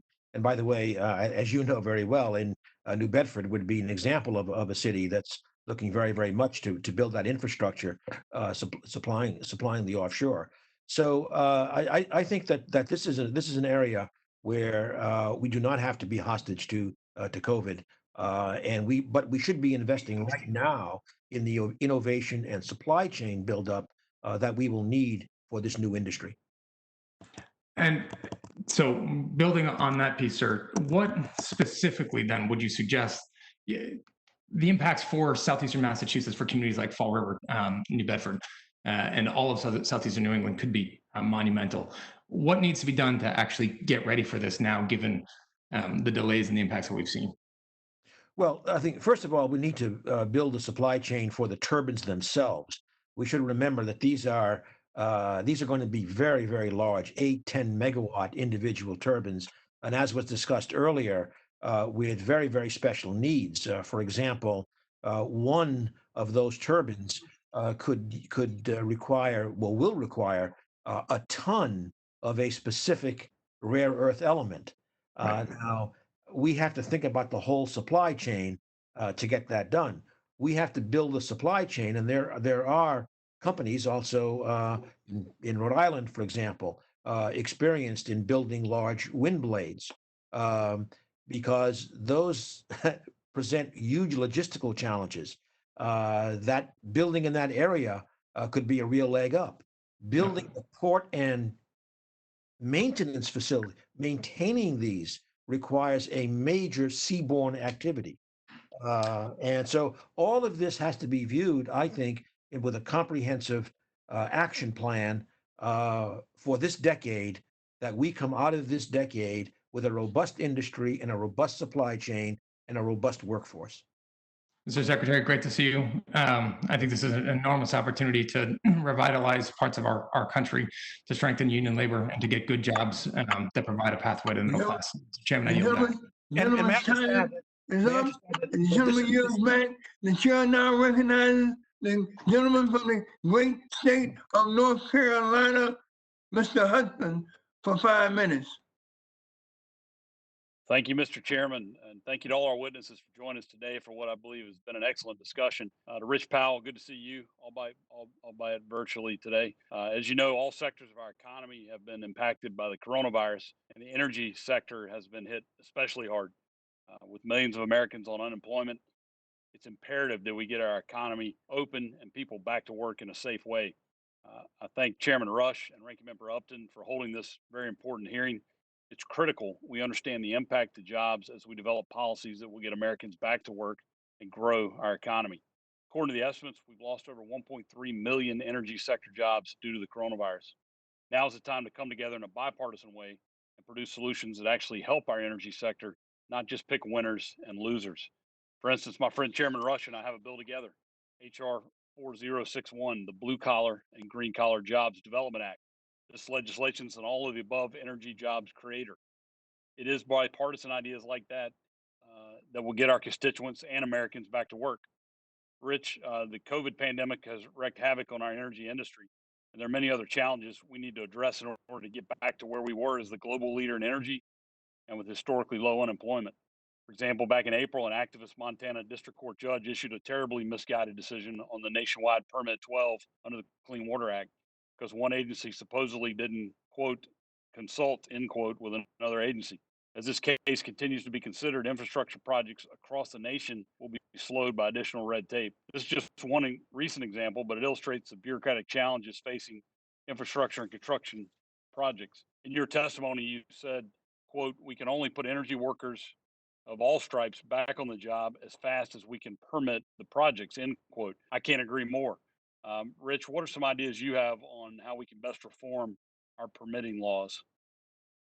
Well, thanks very much for addressing that really important issue, Representative Hudson. It's great to see you. Thank you as well for your long support on these clean energy issues, particularly your championing of the Small Conduit Hydro Permitting Reform Act of last Congress. I think that's the kind of issue that we need to look at and find other opportunities like small conduit hydro, like the Permit 12 issue. You know, in the case of small conduit hydro, we basically had a hugely overworked regulatory apparatus for projects that were really small and occurring mostly on private land with private resources, often in not an open waterway, but literally in a private a pipe or conduit somewhere, and putting the full authority and timeline of a typical FERC regulatory procedure on something like that was just clearly, totally misplaced. And this issue in Permit 12, something that so many different pipelines around the country rely on, we often be letting, a single process error in one permit application somewhere in the country sort of shut down the entire permitting regime for the entire country. I think folks need to remember in this that, let's say you don't like oil and gas pipelines, although I'd argue, gas pipelines have been extremely influential in bringing down the emissions from our power sector over the last decade. But let's say you don't like those. If you support a clean energy future, you're going to need pipelines of some sort, and they're going to carry hydrogen around the country, or they're going to carry carbon dioxide that's been captured away from power plants around the country, or renewable natural gas around the country. We need this infrastructure, and so finding ways to streamline that and offer the same level of environmental protections, but in a smarter way. The idea that we have something in the Defense Department like an arbitration panel that routinely resolves even very significant disputes very fairly and objectively on a 60-day timeline, and that we can't take that same kind of a fair, fast-moving arbitration mechanism and apply it to moving disputes over some of these environmental permitting challenges It just seems like we need to be looking for best practices like that, or opportunities to leverage technology and do semi-automated permitting when it's a lower priority or less risky permitting application that couldn't just greatly speed up all of these processes. Again, without sacrificing any of the clean air or clean water benefits. Well, I appreciate that answer. And I think you're right. We can do both. We need to do both. And I appreciate your testimony today. And Mr. Chairman, as I see I'm under 30 seconds, I will go ahead and yield back the balance of my time. Thank you. Chair thanks the gentleman. The gentleman yields back his time. The chair now recognizes the gentlelady from the greatest state of all, the great state of Illinois. Ms. Kelly, you're recognized for 5 minutes. I won't take 5 minutes because I have a meeting in a few minutes, but thank you, Mr. Chair, for having this meeting, and to the ranking member, and thank you to the witnesses. Like was mentioned, the chair is very interested in diversifying this industry, and I want to know what ideas that all of you have about diversifying the industry. Secretary, you talked about the low numbers, but what ideas do you have? We talk about it, but we need to see how we can implement changes so we can increase those numbers. So I want to know what your industry is doing. Mr. Whetstone, Mr. Powell, you can answer also, and then any ideas of what we can do to push this issue along. Well, as I said earlier, I certainly I think this is a very important issue for us to address. I would just offer a couple of areas. One, I did mention briefly earlier, and that is that I believe that we can do a lot more. And it's both, by the way, it's women and minorities in the energy business. We need to. We have a problem across the board, frankly.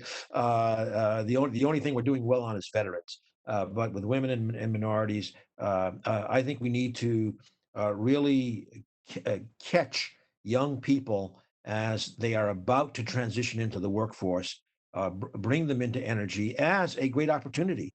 Because again, as we've seen, this is an area that outperforms the economy, and so it's a great chance to build careers, build families and the like. So I think that's one of the things that I come from a university, so it's in my blood to grab people at the early stages of their careers. At my own organization, we're a small organization, but we will be looking very hard at how we can do that. Connect with some of the HBCUs, for example, in terms of opportunities. But a second thing I would note is that if we look at the labor unions, they have incredible apprenticeship programs. It's one of the reasons why we are partnering with the AFL-CIO.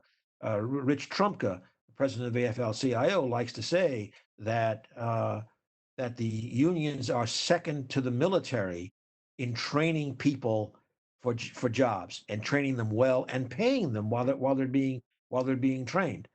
So this is a case where I think we can also work with them in terms of trying to increase the women minorities. I know they work hard at it, but maybe we can even redouble those efforts. Thank you, Mr. Whetstone. Yeah, thank you for the question. It is a focus right now in the sector and how we do better here.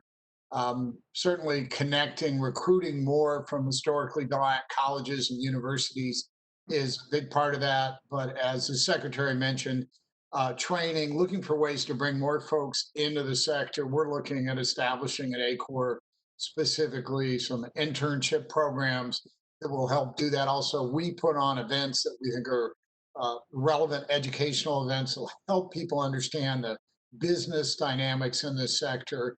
And we are looking at scholarships for those events to help facilitate training. There's more we can do, and we welcome suggestions and recognize it's an area we need to make progress. Mr. Powell, do you have anything? Absolutely. Thank you for the question. Extremely important. In our work and in our philanthropy, we've supported a number of efforts in this vein. We've supported, for example, a delegation from the historically black colleges and universities looking at that are in the STEM space, and particularly the nuclear engineering space, to come to DC and to be exposed to the industry and the policy portion of the industry by the Millennial Nuclear Caucus. So we're very proud to have supported that. We're also founding sponsors of a terrific institution called the Joseph Rainey Center.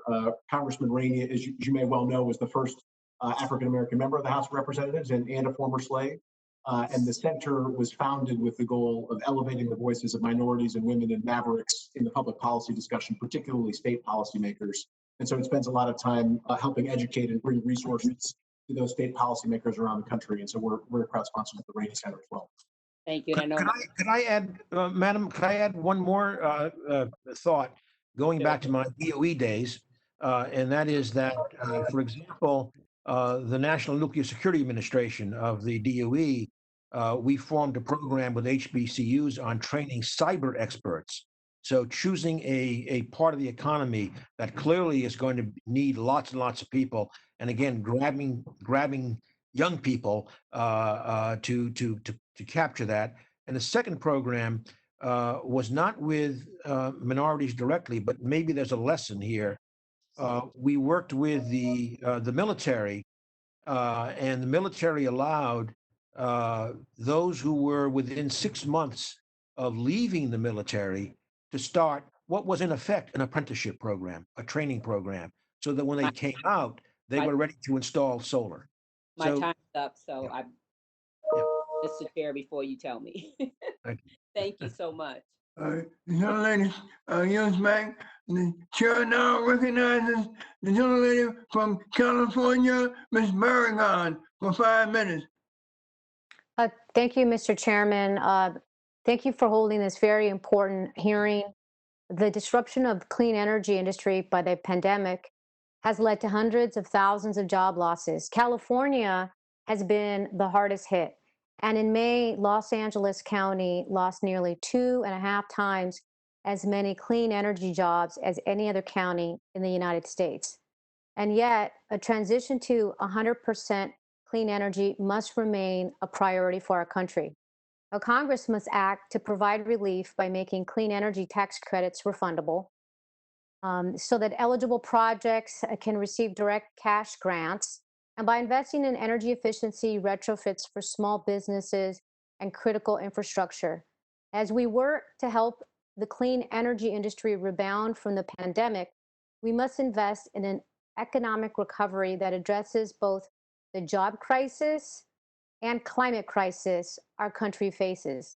I believe this will take a transformational investment in the clean energy economy so that we build back better by creating millions of jobs and reducing pollution in our Black and Brown communities that have been hit the hardest by the pandemic.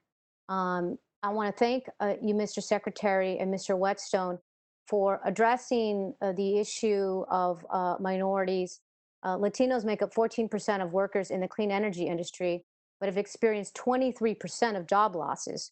So I think it's critical that Congress looks at policies to recover job losses, and thank you both for commenting on that. Mr. Secretary, as extreme weather from the climate crisis worsens, communities of color will continue to be hit first and worst. What can Congress do to further encourage investments in clean energy microgrids for critical facilities in vulnerable communities in order to maintain basic services?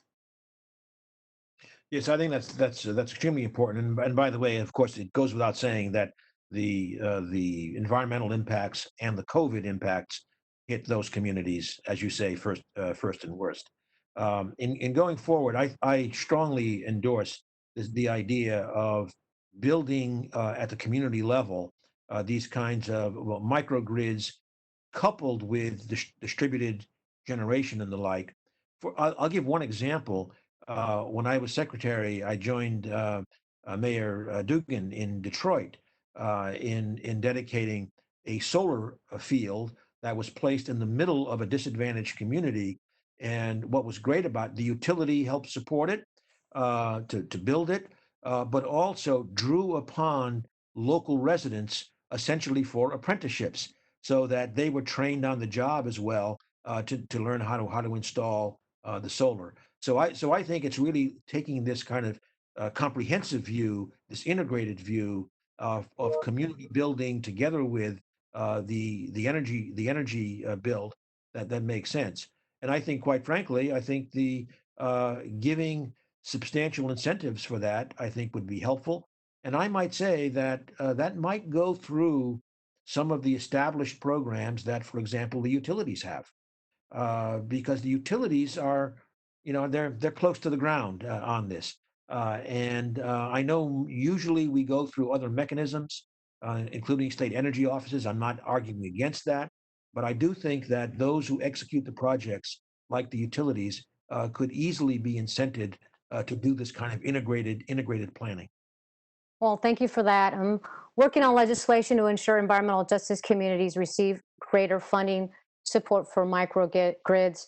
We need to be intentional about our investments in frontline communities to achieve greater equity, to achieve clean energy deployment. Yes. Mr. Secretary, I want to ask you about something else I've seen. There was a recent study from the University of California at Berkeley. It found that the United States could achieve 90% clean electricity nationwide at 2035 at no extra cost to consumers.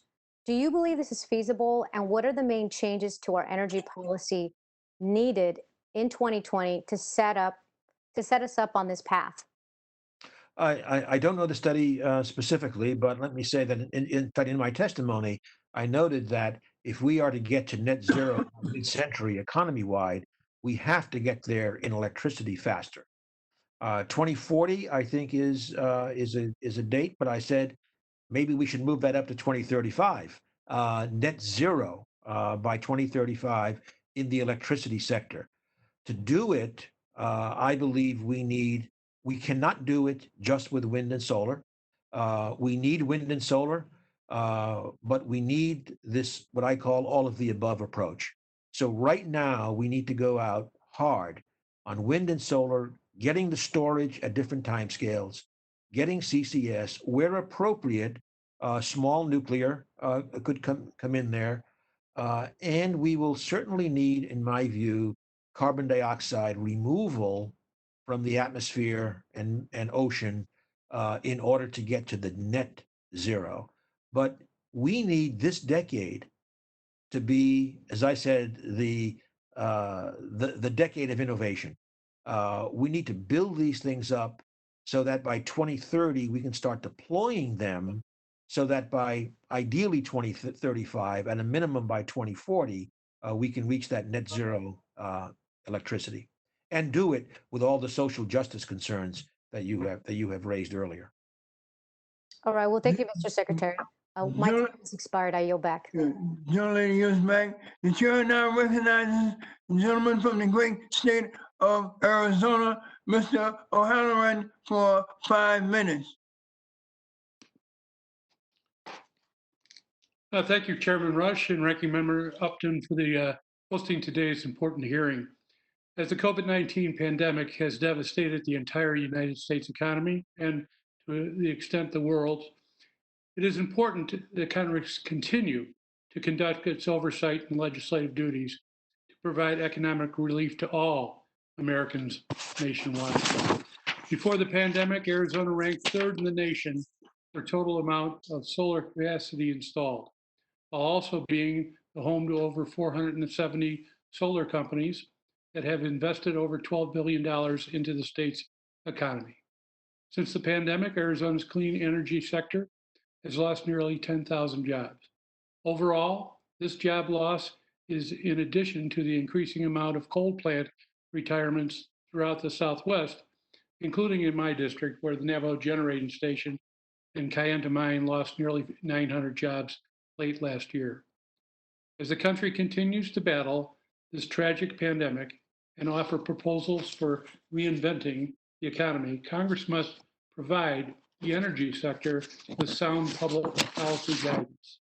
Secretary Munez, in your testimony, you emphasize the importance of building diverse coalitions of energy stakeholders to ensure the clean energy transformation benefits all energy workers and their families.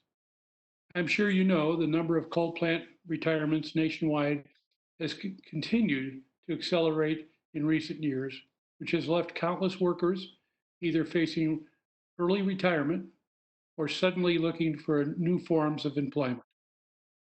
How can the clean energy sector's economy recovery also be inclusive of coal workers who have recently been impacted or soon will be by more plant closures nationwide? Thank you. Well, certainly, just reinforce what you, of course, said, Congressman. That obviously in the coal business, that's the place where pre-COVID we were already seeing lots of job reductions in the supply chain. Now, I think there are. I've also emphasized that solutions tend to be very regional or community focused, and so there's not one size fits all. For example, in West Virginia, the decrease in coal has seen an increase in natural gas, somewhat compensating, and with some of the same workers carried there. But of course, when you mentioned the Navajo station, that's a very, very different kind of a situation. And there, by the way, I think that we need. I'll be honest. I tried, and we made some progress in getting a credit loan subsidy passed for Indian land energy projects, which could leverage about $100 million of projects, but that is frankly orders of magnitude too small. And I think that we need to have a very, very serious initiative now to get Native American, indigenous people lands really as part of the energy revolution, and have them be part of the jobs to create that industry. Otherwise, I mean, besides those two specific locations, it comes down to the issue of, I think, looking at community assets. And I might say that we are doing a project right now with my MIT hat on that will include looking at a coal country county, and looking specifically at what are all the assets that they have in terms of having a bright future in a future low carbon economy. But I think that's the way it works. I think it's not a one size fits all. I think it's really a place by place, hard look at the assets and making sure that we minimize any kind of stranded workers, including, of course, the coal workers. Thank you, Secretary. I appreciate that. And I'll look forward to having a discussion with you on your thoughts on the entire process. We'd be pleased to have that discussion. Thank you. Mr. Whetstone, in your testimony, you discussed the certain supply chain disruptions as one of the many impacts felt by the renewable energy sector due to the COVID-19 pandemic. Given the uncertain future we face, ravaged by a global pandemic. The gentleman's time has expired. Okay, thank you. The gentleman yields back. Provide a response for the record. All right. Yes, Mr. Flores had a question. Didn't complete his question due to technical difficulties. I yielded him 5 minutes. I think he has submitted his final question for the record, or final question written in the written form. And so, Mr. Flores, if you're not present, we will accept your final question in written form and ask that our witnesses respond in a matter of 10 days to your final question, if that's if there are no objections. If there are no objections, here are no objections, so ordered. The chair would, there are several unanimous consent requests for documents to be included into the record. A letter from the National Rural Electric Cooperative Association, a letter from the American Gas Association, a statement from the International Association of Drilling Contractors, a letter from the American Public Power Association, a letter from the Renewable Fuels Association, a letter from the Biotechnology Innovation Organization, a letter from SMUD, a letter from the Petroleum Equipment and Services Association, a fact sheet from the National Mining Association, a letter from the American Exploration and Production Council, a letter from the American Fuel and Petrochemical Manufacturers, a letter from the American Association of Blacks in Energy, and that concludes the list. Hearing no objections. Mr. Chairman, Yes. before I sign off, would you let the record show that on the Democratic side of the aisle, Mr. Vesey and I stayed with you to the end? Let the record so reflect. I want to thank you and congratulate you for an outstanding job. Thank you, Mr. Chairman. Thank you. All right. That concludes the witness questions, and I would like to thank our witnesses for their participation in today's hearing. And I want to remind members that pursuant to committee rules, they have 10 business days to submit additional questions for the record to be answered by the witnesses who have appeared. And I ask each of our witnesses to respond promptly to any such questions that you may receive. I'll now, without objection, I want to, again, my personal thanks and appreciation to all the witnesses. And I see Mr. Vesey is here. Unless there's an objection, I will reopen the hearing for Mr. Vesey. Mr. Vesey, you have questions for the witnesses? Yes, I do have questions for the witness. Can you hear me? Yeah. We will reopen the witness question for 5 minutes. Mr. Vesey, you're recognized for 5 minutes. Thank you very much, Mr. Chairman. And Robin Kelly asked a question that I wanted to address earlier on diversification in the energy sector. And so I'm going to skip over to Dr. Onís and ask him about the potential for the energy sector to revitalize the economy through energy efficiency. Last year, I introduced a bill with Congressman Greg Stanton to authorize the Energy Efficiency and Conservation Block Grant Program that would provide grants and technical assistance to various levels of government to support a wide variety of energy efficiency and renewable energy activities. Can you just share briefly with me why making an investment in energy efficiency is important for our public buildings and how that benefits taxpayers? Well, energy efficiency has so many benefits simultaneously. Good for the environment by less energy use. Good for the economy by reducing bills, of course, and good for jobs because, as we mentioned earlier, there are 2.4 million jobs in energy efficiency. Half of those construction jobs, which means, of course, modernizing and retrofitting buildings.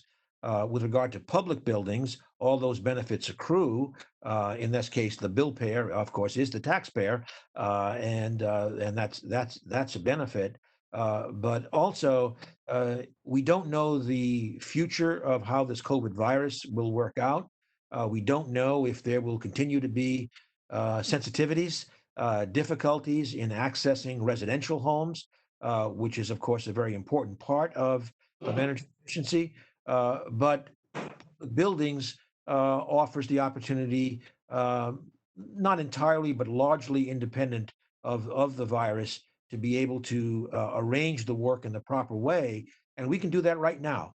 So right now, a big push, create jobs now when we need them, and do it in a way that just helps the economy and helps the environment. Yeah, and Secretary, I want to skip over to mining very quickly. And I want to direct this question to you, and if we have time, Rich may want to weigh in as well. I think that depending on how much longer we have to be sheltered in place because of COVID-19, that people's mindset about trade and trade with certain countries could certainly be altered. And people may be even more adversarial than we saw they were towards trade in the 2016 presidential campaign. My question to you is, for these rare earth minerals that we need, like I think lithium was mentioned earlier, how in the world do you do safe mining? Like if we're going to say we want to do more of that here because we want to have materials that are sourced in the United States, more to be able to make our cell phones and whatever else we need rare earth minerals for, how in the world do you bring back safe mining to this country? Do you think that we need to bring back mining to this country in some form or future? And how do you do that with the politics behind mining? Because mining, as you know, can be very dirty. Yeah, I think we clearly need to look at if we are going to the extent to which we reinvigorate mining will require managing the environmental issues. Actually, earlier, Rich Powell did mention that that in addition to the security and supply chain issues, we should recognize that a lot of these supply chains, for example, he mentioned cobalt, is being produced with very, very despicable labor practices, including child labor and the like. So we have, I think, many motivations to look at reopening that supply chain for and doing environmentally sensitive mining. For lithium, there is, for example, work going on right now in the Salton Sea, looking at a lithium source. There is work in California on rare earths. We have other opportunities for nickel and copper, which will also be very, very much in demand. So I think, and frankly, my group, we are going to look at this issue of what can we do to improve the security of our supply chains, create domestic supply chains, create domestic jobs, but do it in a way that will pass the environmental tests. Thank you. And I might add a different one is if you talk about LNG, that was mentioned earlier as well. It's not a mineral, but it's an extracted resource. We have large LNG, and now there are interesting maneuvers. And I'll be honest, I'm advising one project and trying to see if we can't do net zero LNG for export. So really attack the environmental problems in all of these resource commodities. Yeah, I definitely want to hear more about that later. Net zero LNG. Discuss it. Yeah. Thank you. Thank you, Mr. Chairman.